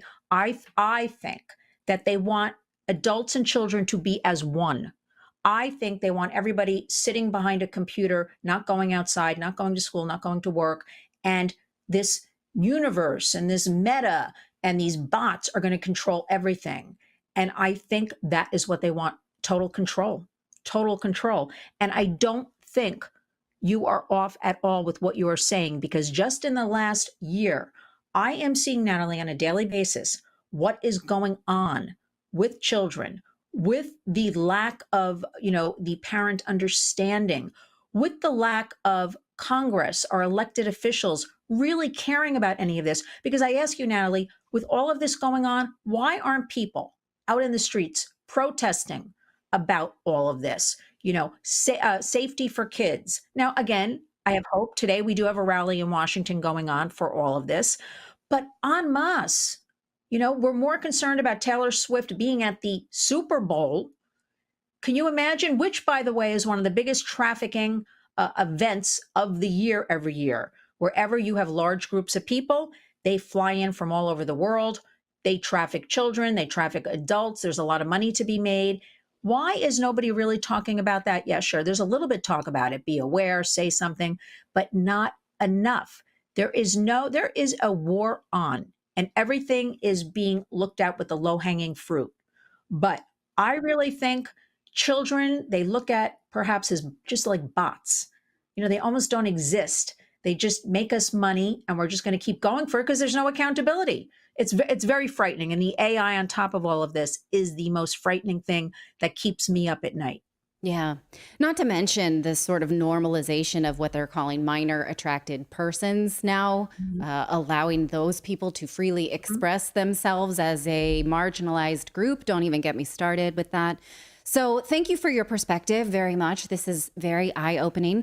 You can follow Lynn Shaw on her YouTube channel. It's Lynn's Warriors, or also on X, similar lower third. Just look it up. So thank you again for your time. It was a pleasure to have you on Redacted.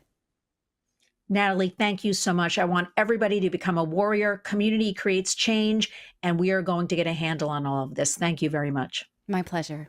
That does it for us tonight on Redacted. Thank you so much for joining us. We appreciate you being here, commenting, liking, sharing, whether you commented or not. Please like and subscribe. Share this with your friends. It's always a pleasure to have you with us. We will be back tomorrow, same time, same place. Remember, subscribe to the newsletter. Be back here every Monday through Thursday at 4 p.m. Eastern. Thank you so much for joining us, everybody. See you tomorrow.